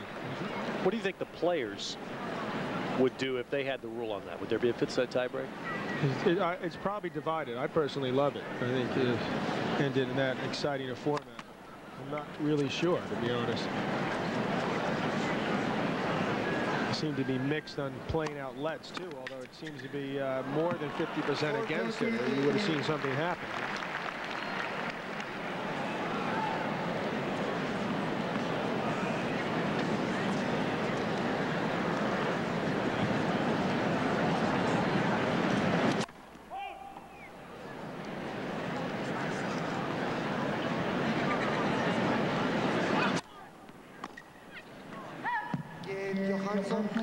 So Johansson holds, and now Mark Philippoussis will serve to send this match to a fifth set. Carlos Moya, the reigning French Open champ, awaits the winner in the semifinals.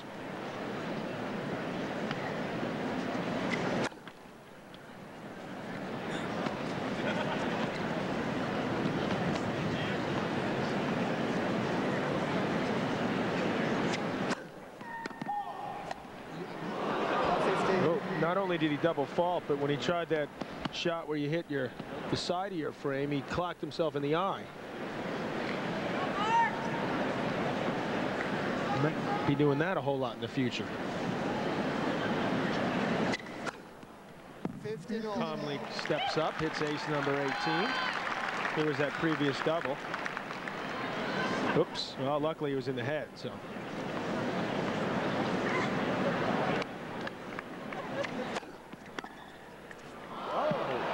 Great return. Well, he could see that coming a mile before it got there. Just moves over, a quick step. Flat as a pancake. Forehand winner to 15-30.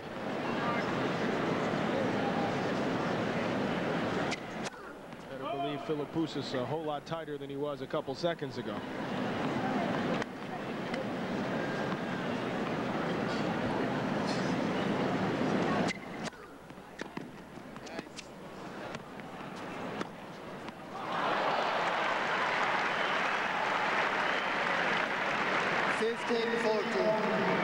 He makes the mistake here. It seems like he's too set. And there's nowhere near that pass. Well, this is getting interesting. Yeah. First time Johansson has had a chance to break since the first set. Well, Philippoussis can quickly take care of it. 13-14. One more to go for this week.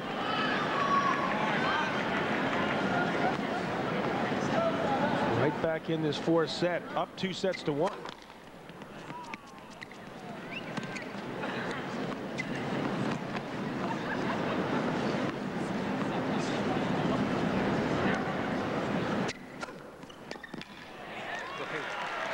Twice in this match, the Philippoussis has hit fabulous second serves to save a point. I guess that's sort of him playing it safe.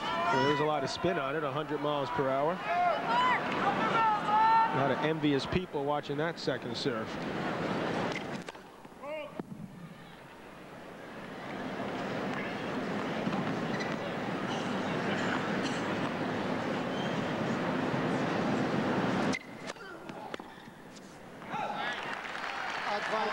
Well up by the big Aussie. Now is a point here to level this match at 2 sets all.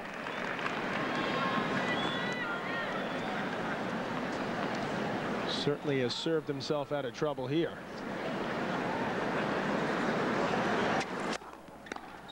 Did he ever? He saved 2 break points, and we're going 5 tonight. Yeah, plenty of punch me in the head too while you're at it. 30 love here. First game, 5th set.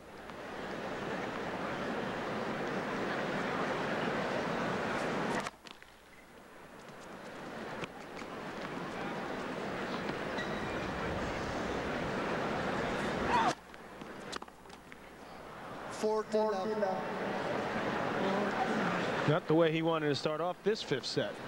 4th one of his career. Johansson with an easy game so far at 40 love. T.Johansson. First game, final set. So an easy hold to start for Johansson. Same mode of thinking, and it's been terrific at Wimbledon and here. It's been great working with him. You work on different things. You know, Pat's been there and done it, which obviously I haven't, and it's been great for me to experience that, going through the process of preparing for a Grand Slam. Mark said that was important to him, the fact that you have been there, that you are a former Grand Slam champion, and you were able to do it. And since Wimbledon, actually, I guess since Queen's Cup, you've really come on with him. What have you done? Well, I mean, I think the first thing, Mark's unbelievably talented, as we all know. It's a matter of playing right under pressure, doing the averages, not giving any free points. I mean, he's brilliantly talented, but he used to throw in, you know, 10, 15 double faults a game, you know, a match. He just doesn't do that anymore. He doesn't give free points. You can't afford to give free points, and to step up, you know, to the top 10 guys in the world. And you know, that's just one of the things we're working on. Gavin, you know, works his fitness, make sure he can stay out there all day, and you know, I just make sure that he hits the ball in all day if possible. What would you like to see more of in this match? What would you like to have seen him done better that might have gotten him out of here before 5 sets? Look, I tell you, I was just talking to Gavin. I mean, he could be 4 sets to love up. I mean, he was a bit tentative in the beginning, and then the second set he dominated. The third set he dominated, but Johansson, to his credit, kept hitting unbelievable serves. I mean, he kept hitting ace after ace, and under pressure in the big times. And you know, it's very frustrating to be out there or to be up here and see him doing that, to see Mark get all the opportunities, get the break points, and then Johansson just coming up and going bam, bam with big serves. And, you know, he's just got to keep hanging in there. Gavin, how do you contain him? How do you contain Pat when he's watching? He gets a little crazed. Actually, I just listen. He's like John McEnroe. He just keeps talking. Well, we're gonna get back to John in a second. Quick, I want to keep talking. You want to keep? I'm sorry. I'm working on it. Okay. Let me ask you about his chances here in this 5th set. What do you like about the way he's playing? Well, I mean, I like the way he's attacking the net. I'm a big believer in the attacking player in a tight situation will win. If he's coming to the net, putting the pressure on Johansson, but. You know, let him come up with the unbelievable passing shots. Let him come up with the 3 or 4, you know, fantastic returns in a row, because I don't think it'll happen. That's always been my belief, and I'm sure John will agree, because that's the way he played. I mean, I learned that from John. And you know, you put the guys under pressure, you know, when it comes down to it, and that's why Mark's trying to get into the net now. And you know, hopefully, like a double fault like that, we'll get a couple of those, and hopefully he won't keep serving the way he's been serving, because he can't do much about it if he keeps hitting, you know, aces and whatever. Thanks, Coach.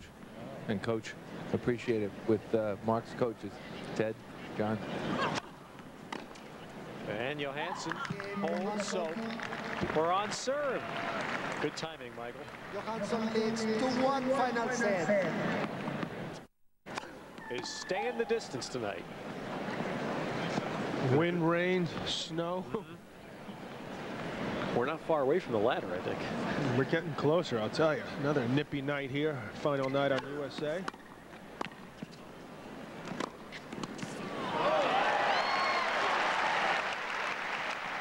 Well, it's been a good battle. Johansson and Philippoussis. Philippoussis, I'm sure, is thinking 2 bad points and a tie break is all that's keeping me out here right now. Well, that and the fact that he had up a break twice in the first set and lost it 6-4. 3 times losing the serve.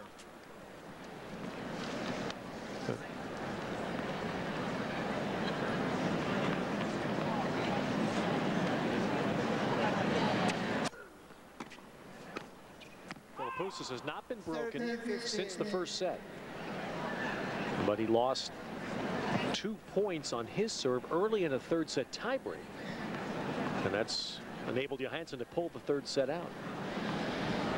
Got up to that quick 5-love start.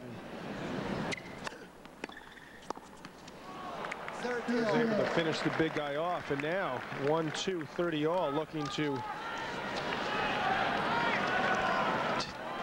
shall we say, get an early break in the 5th. By the way, we haven't mentioned Thomas Johansson is 3-2 lifetime 5-set matches.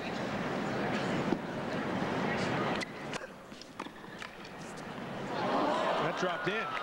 Break point for the Swede. What do we have here? From 30 love down to 30-40. The crowd coming to life here at this critical juncture.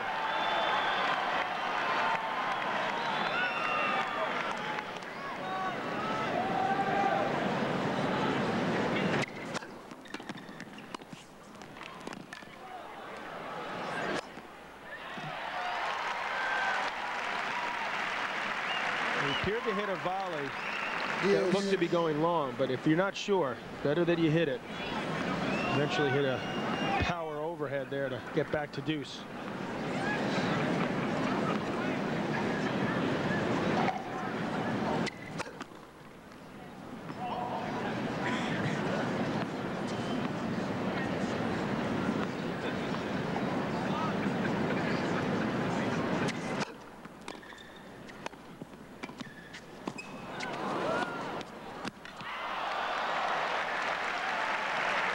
Well, Mats Wilander was his idol growing up, and he played like Mats Wilander did in the 1988 U.S. Open.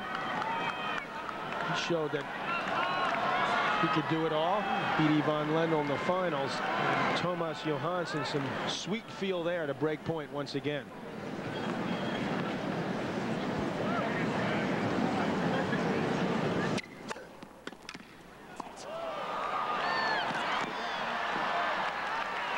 Extremely good composure by Philippoussis. Yes, that was a great return. It sure was, and he stayed down beautifully with that half volley. Couldn't have done any better. And neither could have Johansson, by the way.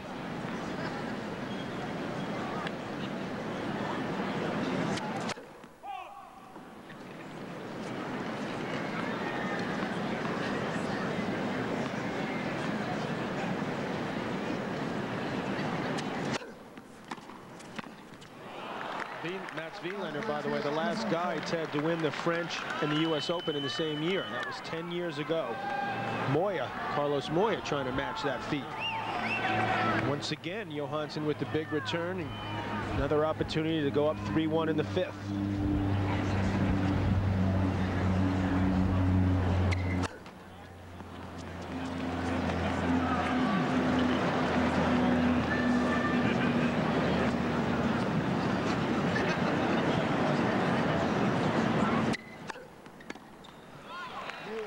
.15-mile-per-hour second serve. Seems like the few break points Philippoussis has encountered is when he's been pulling out that big second. We'd hate to be able to have to bank on that, but he's had success with it tonight. A number of times pulling him out of trouble.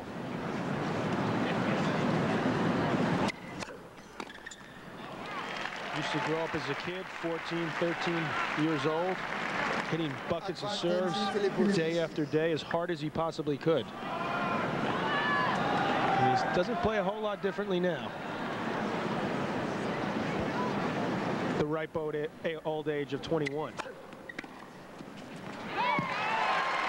Well, Philippoussis saved 3 break points, 2-all in the fifth.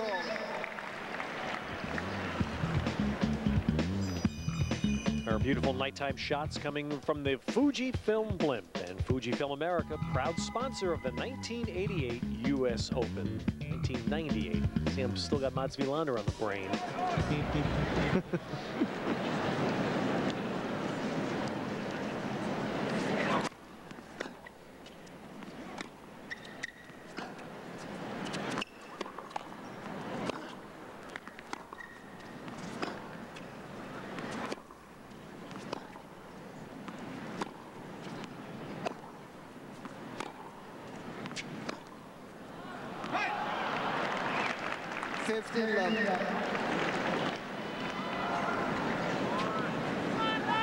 Philippoussis with a far superior first serve percentage.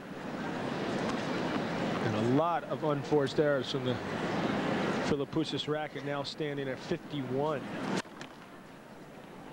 It's a great ratio for Johansson, 2-to-1.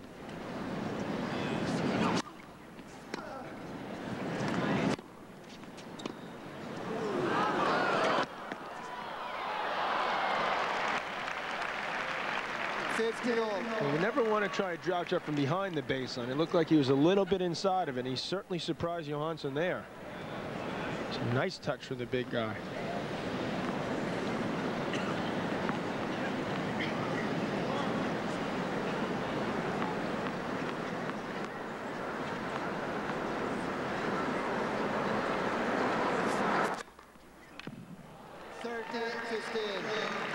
Continues to fire away with that big first serve.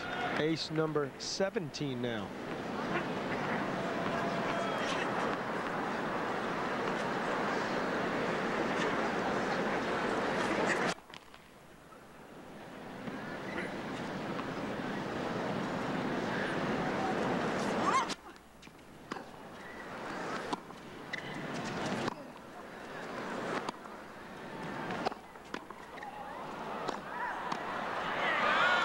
Ball called out. Johansson, yep, out on the baseline. And Johansson not happy with that late call.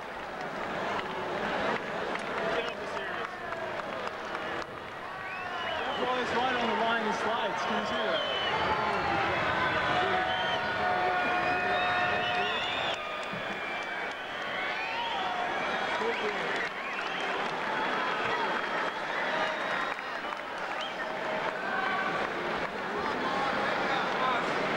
Obviously watched the U.S. Open preview special, said to the umpire, "You cannot be serious," which was the name of the special. Well, he looks like he's got a good point, doesn't he? Looked like he did have a point there. Bottom line, 2-all, 30-all, fifth set.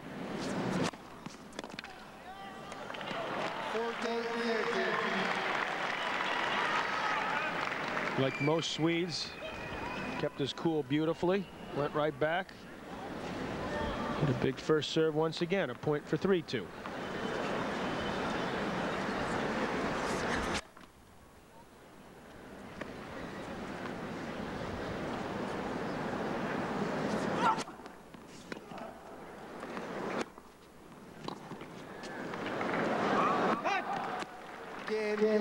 And so we stay on serve. It is 3-2 Johansson in the fifth set.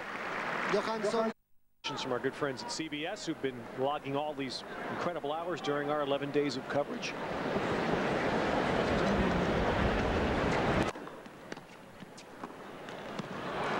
Love 15.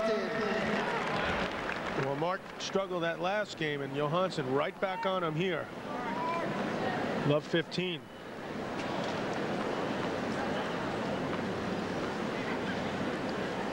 And this young Swede making a name for himself tonight. 15-all. Clips the line to 15-all.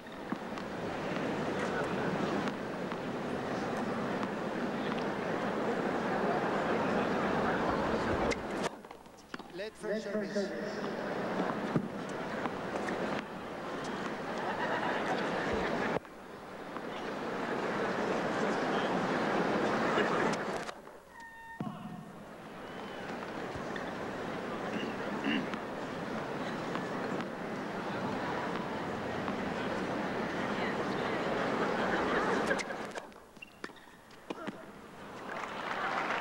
15-30. Two big returns from that deuce side takes T.Johansson to 15-30. Very slowly, John. He's starting to really put the heat on Philippoussis.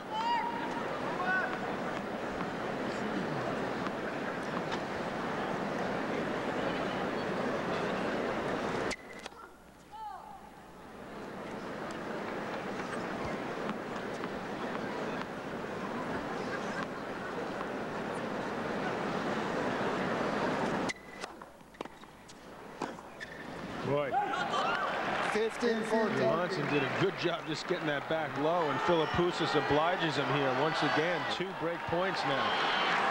Is Philippoussis serve losing anything, or is Johansson just returning better? He seems to be seeing it better at the moment. He certainly doesn't seem to have lost a whole lot, although he hasn't been in the 130 range for a while.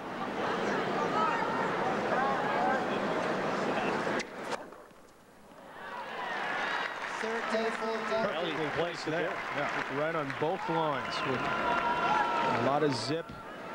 No chance for T.Johansson. Says, I'm going to take a couple extra seconds here, make him think about this one.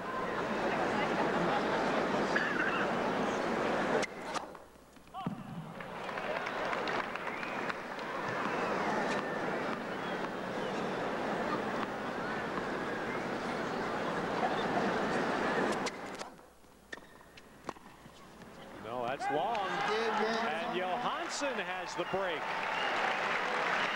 Johansson leads 4-2. And now it is the 23-year-old Swede that can smell the semifinals. Up 4-2 in the 5th. That's his first break of serve since the first set. Absolutely fabulous return game in such a big situation for Johansson. Wow.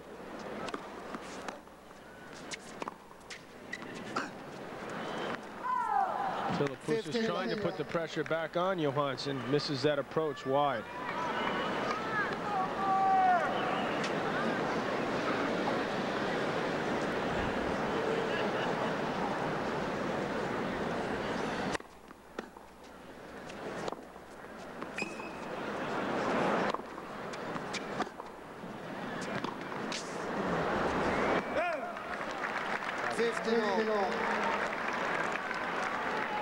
Philippoussis firing away still. Lucky there, he clipped the line on that backhand.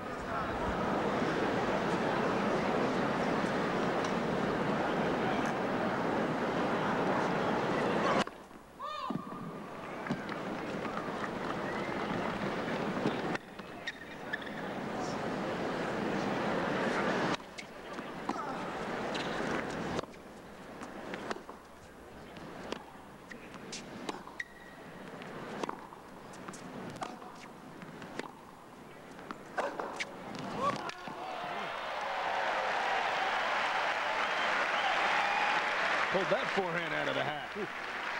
15-30. Looking to break right back. A good long look at that big time forehand.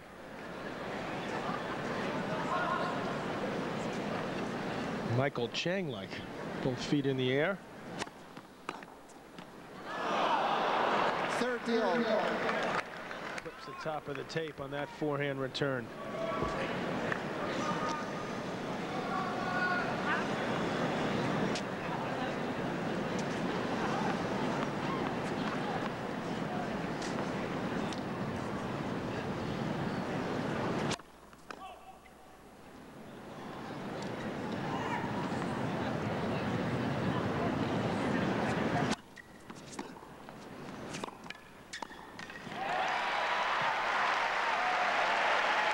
It's a gutsy play. I bet you Pat Cash loving that. On serve in the 5th. But after 3 sets of impeccable serving, now the last 2 games for Philippoussis have been more of a struggle. Well, I'll tell you, it's been a tremendously competitive match between these 2 unseeded youngsters. Called the net. Philippoussis hoping he had an ace. And wouldn't it be nice, Ted, to it all boils down on last night in USA, little tiebreaker in the 5th set. At the moment, odds are fairly good that will happen.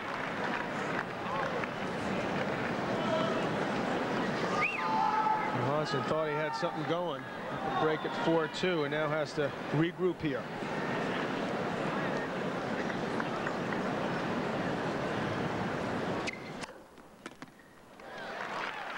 Philippoussis is pumped up. Big-time forehands, and watch that Johansson second serve float long was music to his eyes, I guess.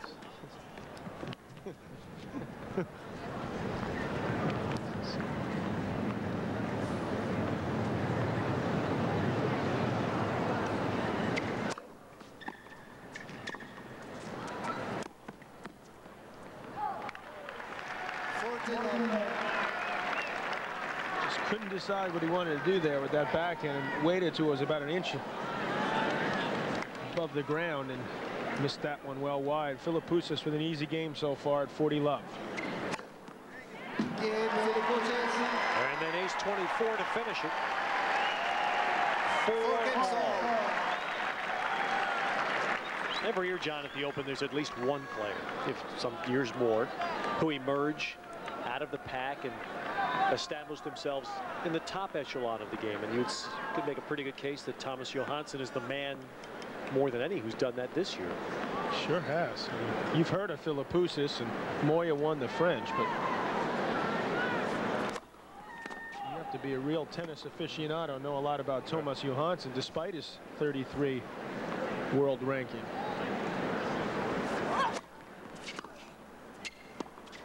And he gets the error again.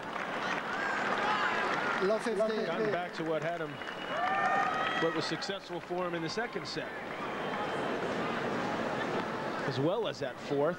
Now has a love 15 lead, 4-all, fifth set.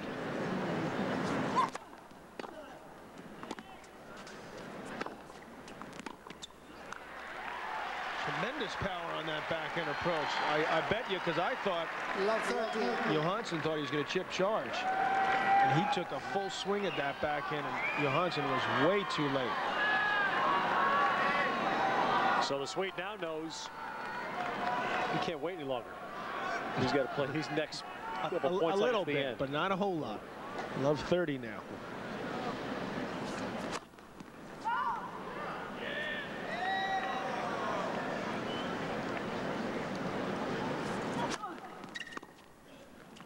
That's 3 great points.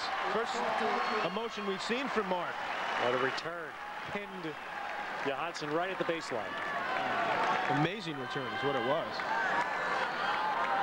Right inside the baseline. And he is 5 points from the semifinals.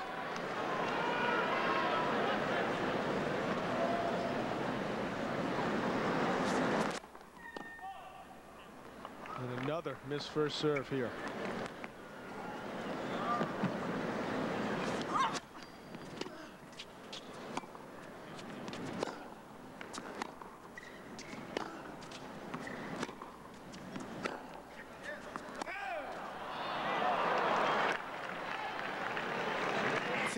I have no idea why he didn't chip charge there or come in on that second serve. It won him 3 straight points.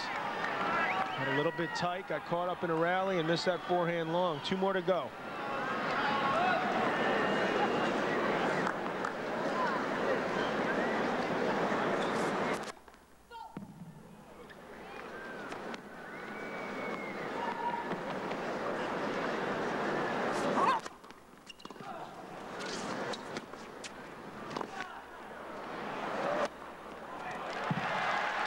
It was a great get by Philippoussis and a tremendous overhead by Johansson there.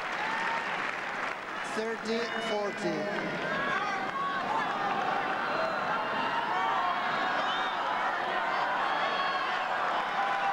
One more chance for Philippoussis.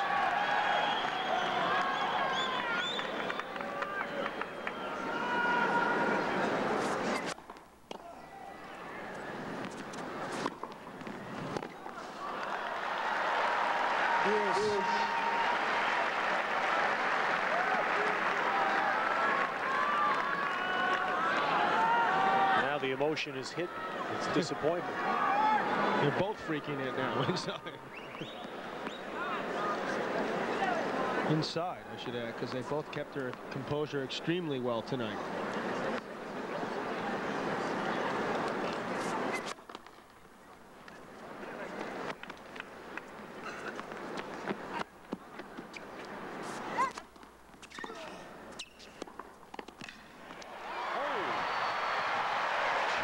Good at net.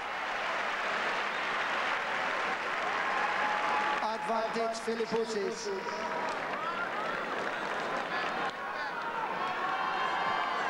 If he gets a chance this time, you better believe he's going to come in. He'd be nuts not to, the way he's playing at net right now.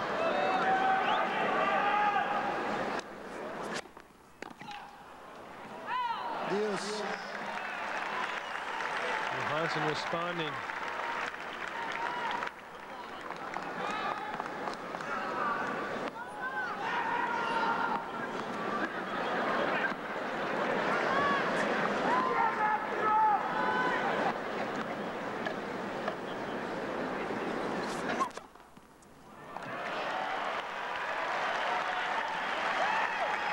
Earlier tonight, Johansson hit the fastest serve recorded thus far at the Open, 136 miles an hour. That's his 18th ace.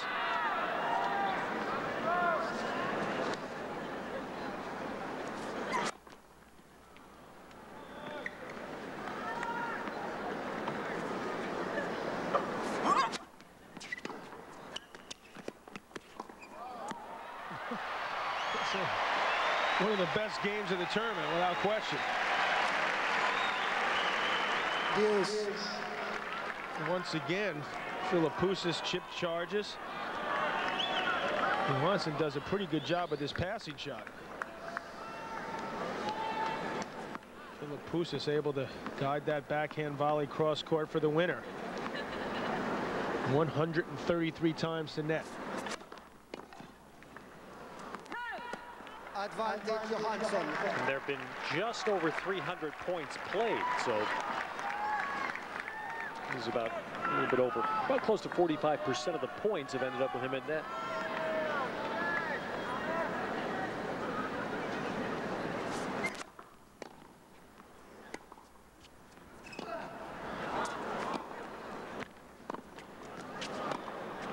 He missed it. Deuce.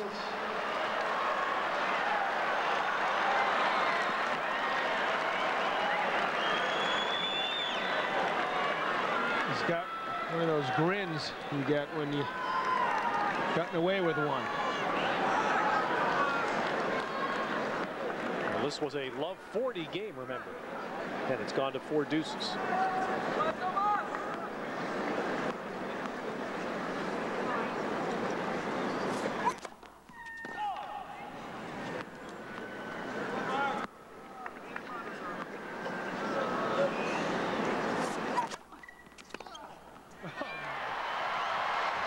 Never again should he stay back on a second serve. Advantage Philippoussis. This time on the forehand side. Short backswing. Should do that all the time. 5th break point.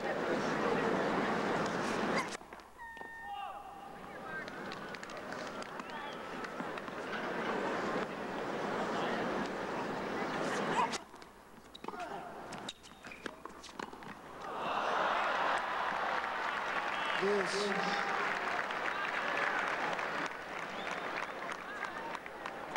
Johansson didn't play tennis at all at the age of 17. He had surgery on his elbow. Missed an entire year. It was like 6 years ago. He's been able to come back and serve this well.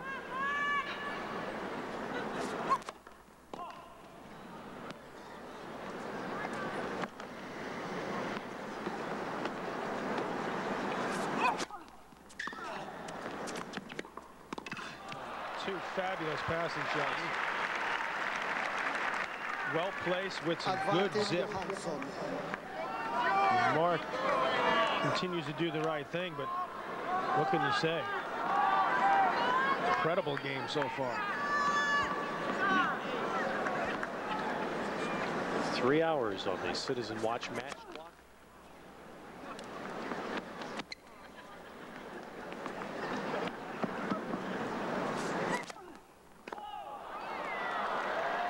been his one Achilles heel. Exactly right. That's his 13th double fault. Remember, he lost serve at 4-2 with the double fault. There's Magnus Tiedemann, his coach. Very proud of his pupil, that's for sure.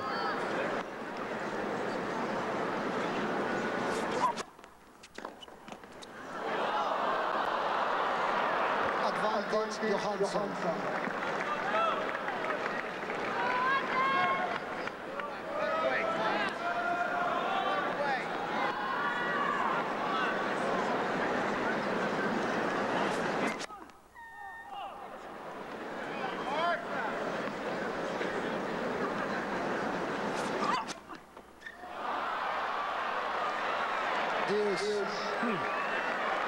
That's incredible. 14th double fault. And that gets us to deuce 7. And he's certainly never been in this position before. See, Philippoussis was 6. Biggest match of this young Swede's life.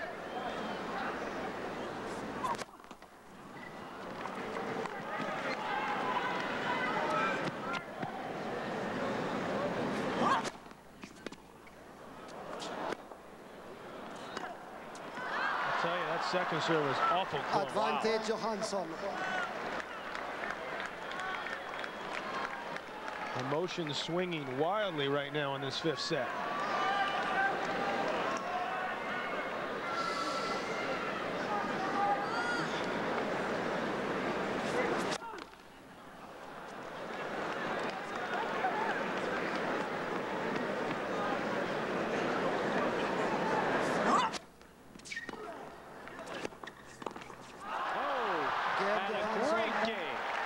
Johansson saved 5 break points. It was a 7-deuce game. Philippoussis thought he had it, but Johansson holds. 15 love.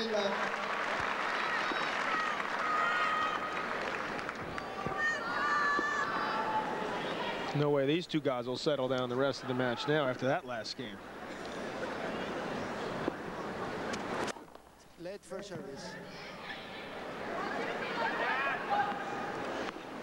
I'm sure Philippoussis felt that was a good time for a changeover, for a chance to sit after losing that game.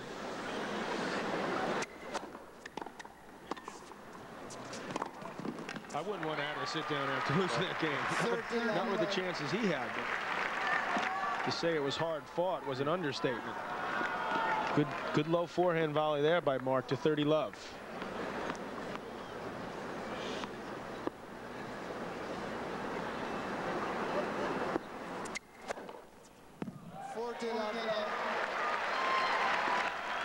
25 aces for Philippoussis.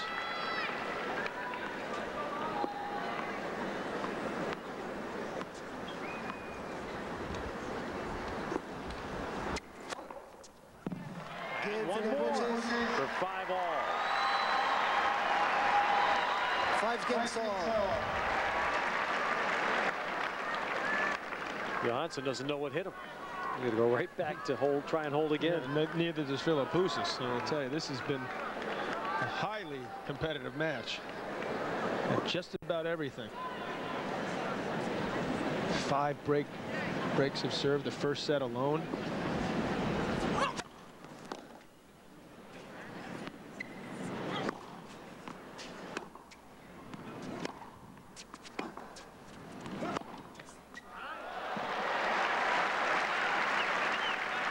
Backhand continues to look awful solid. Kuchera or Bjorkman-like. No backswing. Plenty of zip on it. Ripped by Philippoussis up the line.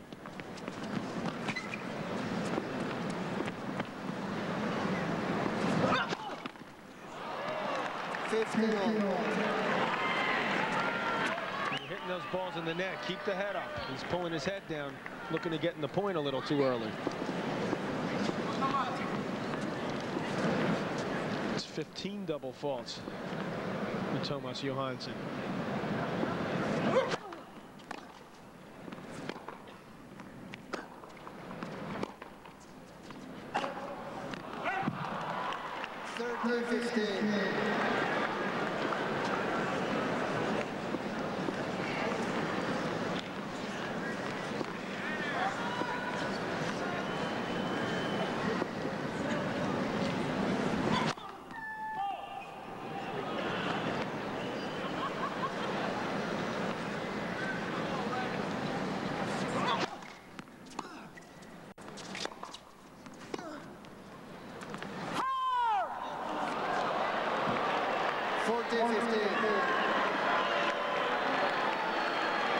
Did appear to drop a little bit wide.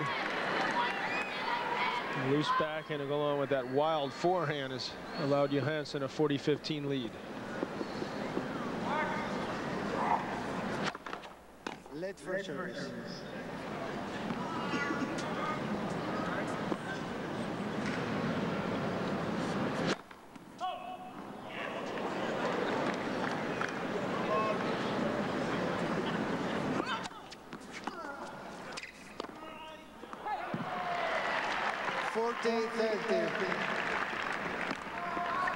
I hope Mansour Barami and Leif Shiras, Pat Dupre and Hank Pfister have been moved to another court. The seniors double scheduled after this.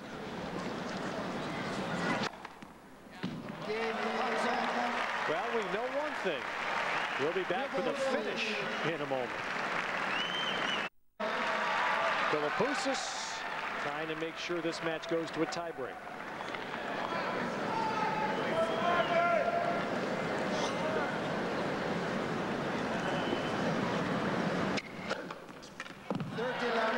Two big serves, two quick points, and we're just about there, Ted. 3 hours, 10 minutes in. Just about 6 minutes to 11 Eastern Standard Time.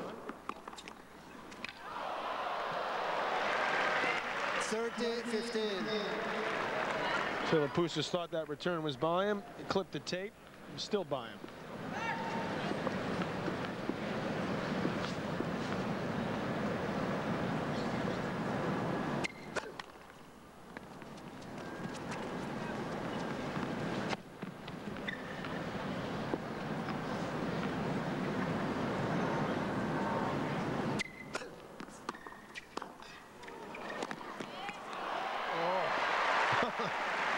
A shoestring volley.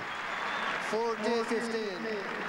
Johansson's wiggling his arm like he choked a little bit. He just clipped the top of the tape on that pass. He almost pulled off a great one here. Forehand pass on the run. Bad luck. Point from a 5th set tiebreaker.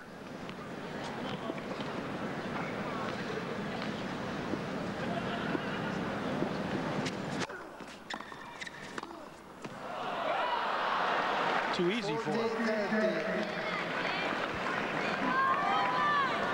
Johansson thinking about the previous point. I could have been up match point here. Mark with one more point to level this 5th set.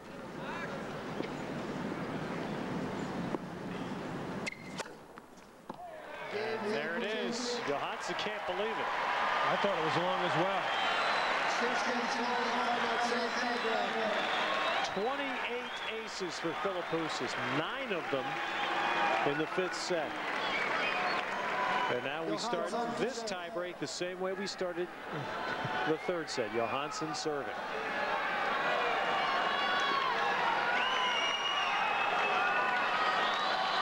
Both about 50-50. Philippoussis would like to get off to a better start than he did in that 3rd set breaker.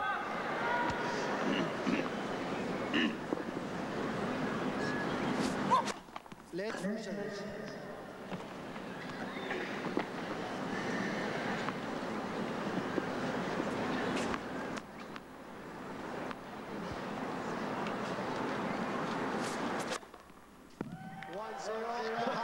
Munster first serve to 1-love.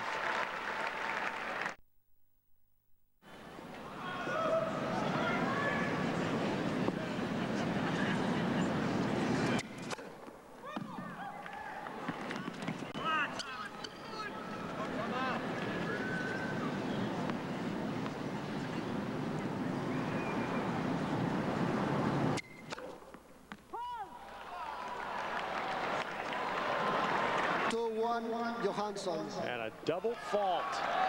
And that's Philippoussis' turn to stare in disbelief. Well, it looked wide. And it's just amazing that when you say it, when he misses it, I guess, but it's still amazing he goes for that big a serve.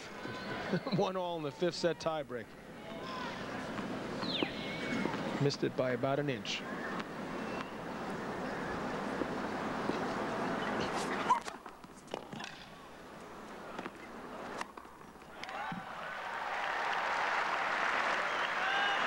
3-1, Johansson. Johansson's got both first serves in the 2 points he's played on his serve, and Mark lucky to get this one back. And saw him guess forehand, and easy forehand winner up the line.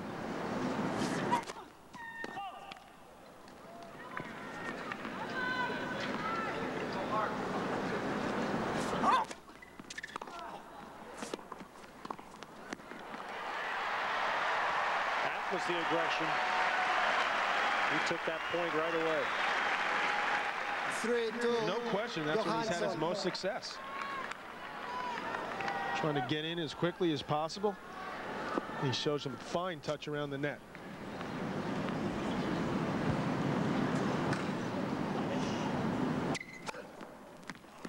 Well, we're right on track as the players will change ends. 3-all. One more serve to Philippoussis. 7 points wins the tiebreak and the match. Now, we must win by 2.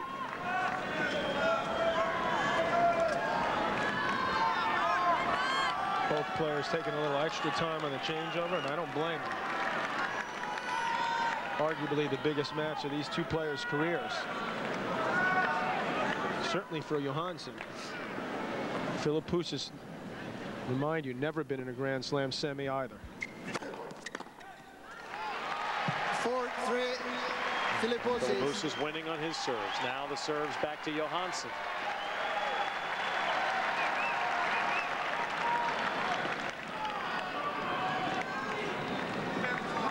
He pretty much knows Philippoussis is going to come in on the second. Let's see if he goes for a big first one or just spins it in.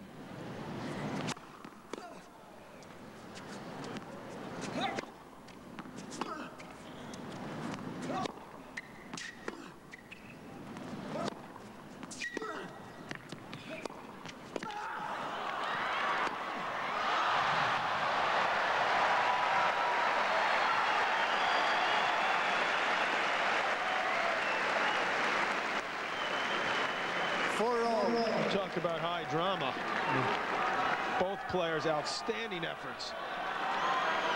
And the people appreciate it. Great stab there by Philippoussis. But Johansson was finally there. 5-4, Johansson. Johansson responds with a couple of huge points on his serve. 2 points from the semis.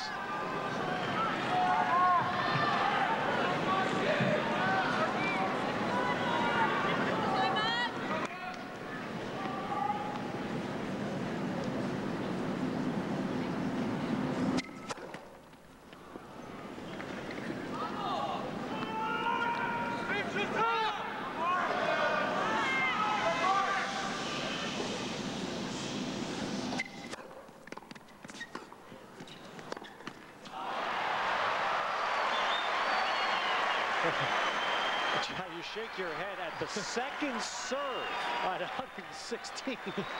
Took a game of inches. Yeah, and despite that, you're right. Johansson nearly won the point. Clipped the top of the tape on that backhand pass. What an incredible second serve.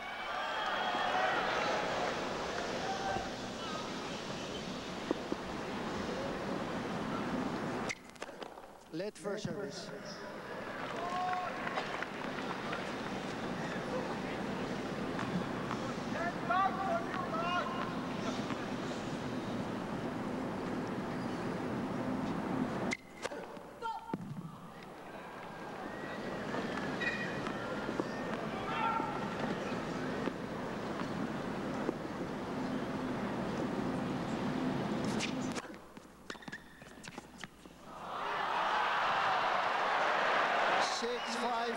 Johansson. Well, it wasn't as big as the last second serve, but it was still a good one. And Johansson, another outstanding backhand return. And now, Johansson gets the serve on match point.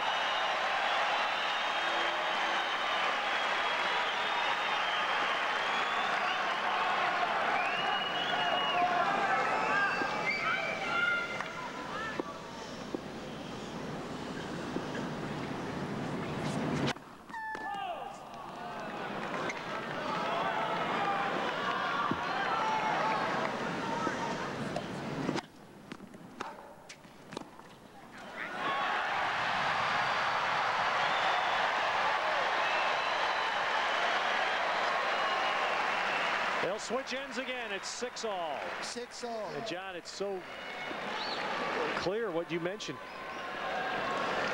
Johansson going for the big first serve. He better get it in, because he's not going to win the second serve point.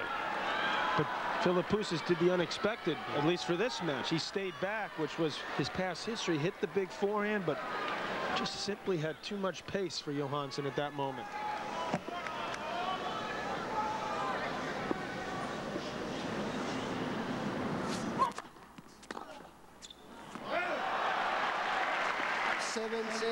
Johansson.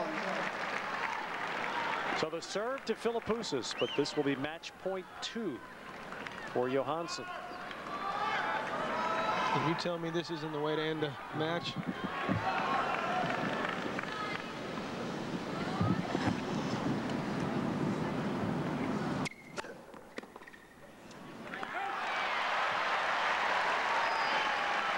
Both players have responded to it all night. Now 7-all, 5th set tiebreaker. Pat Cash going to chew right through his pass.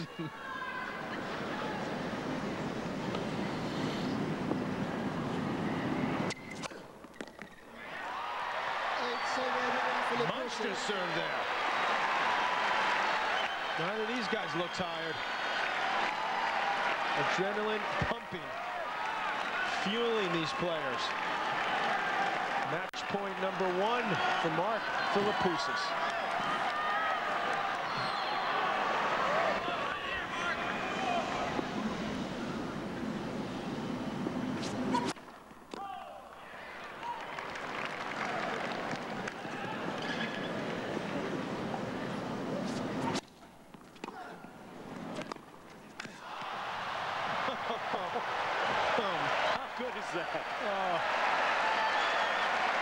These are the enjoyable matches to call. 8-all. That's match point down in a 5th set tiebreaker. Philippoussis, he's at net. He thinks he's got it. It's a good chip charge.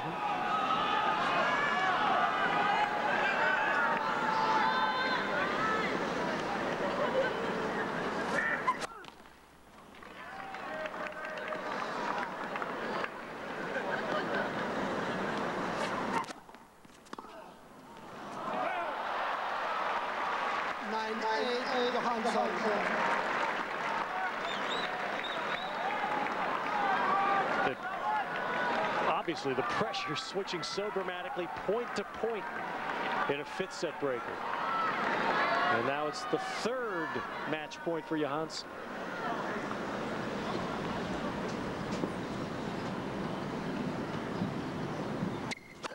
Late first service.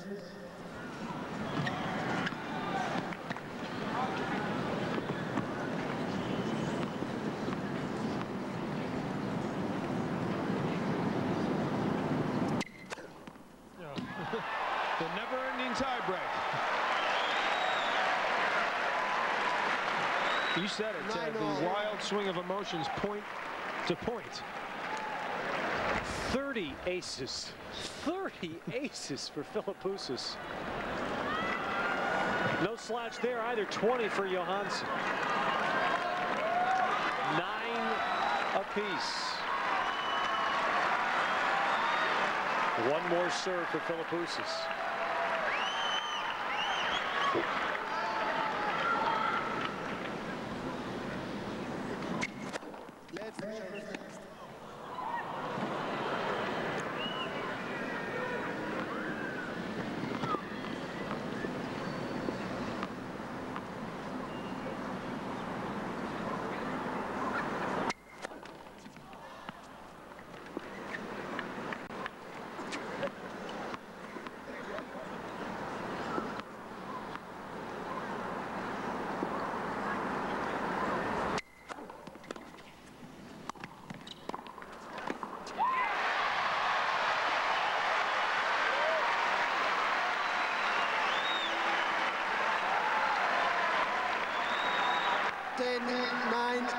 Philippoussis.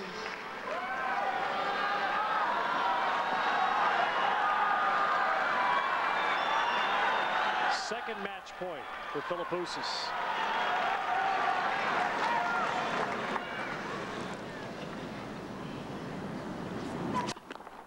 first service.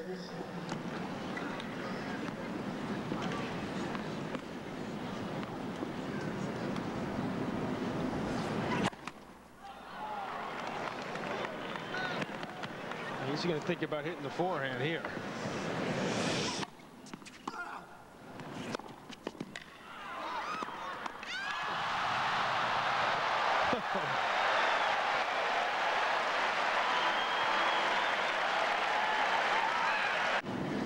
Teased. And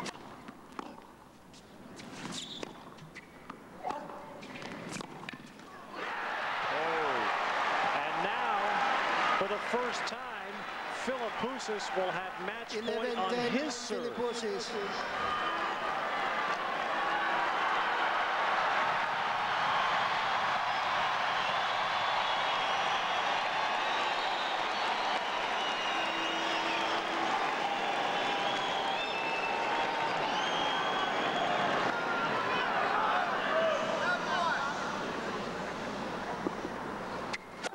Led for service.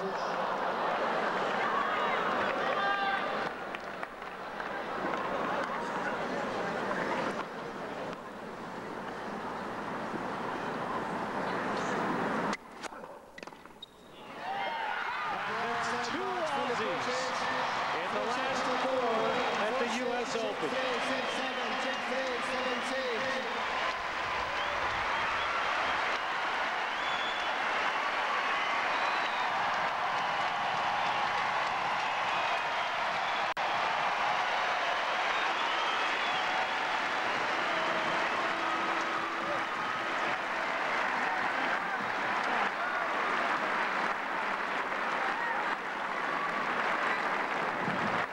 Ted, they said they wanted a competitive match last night on USA. I think we succeeded.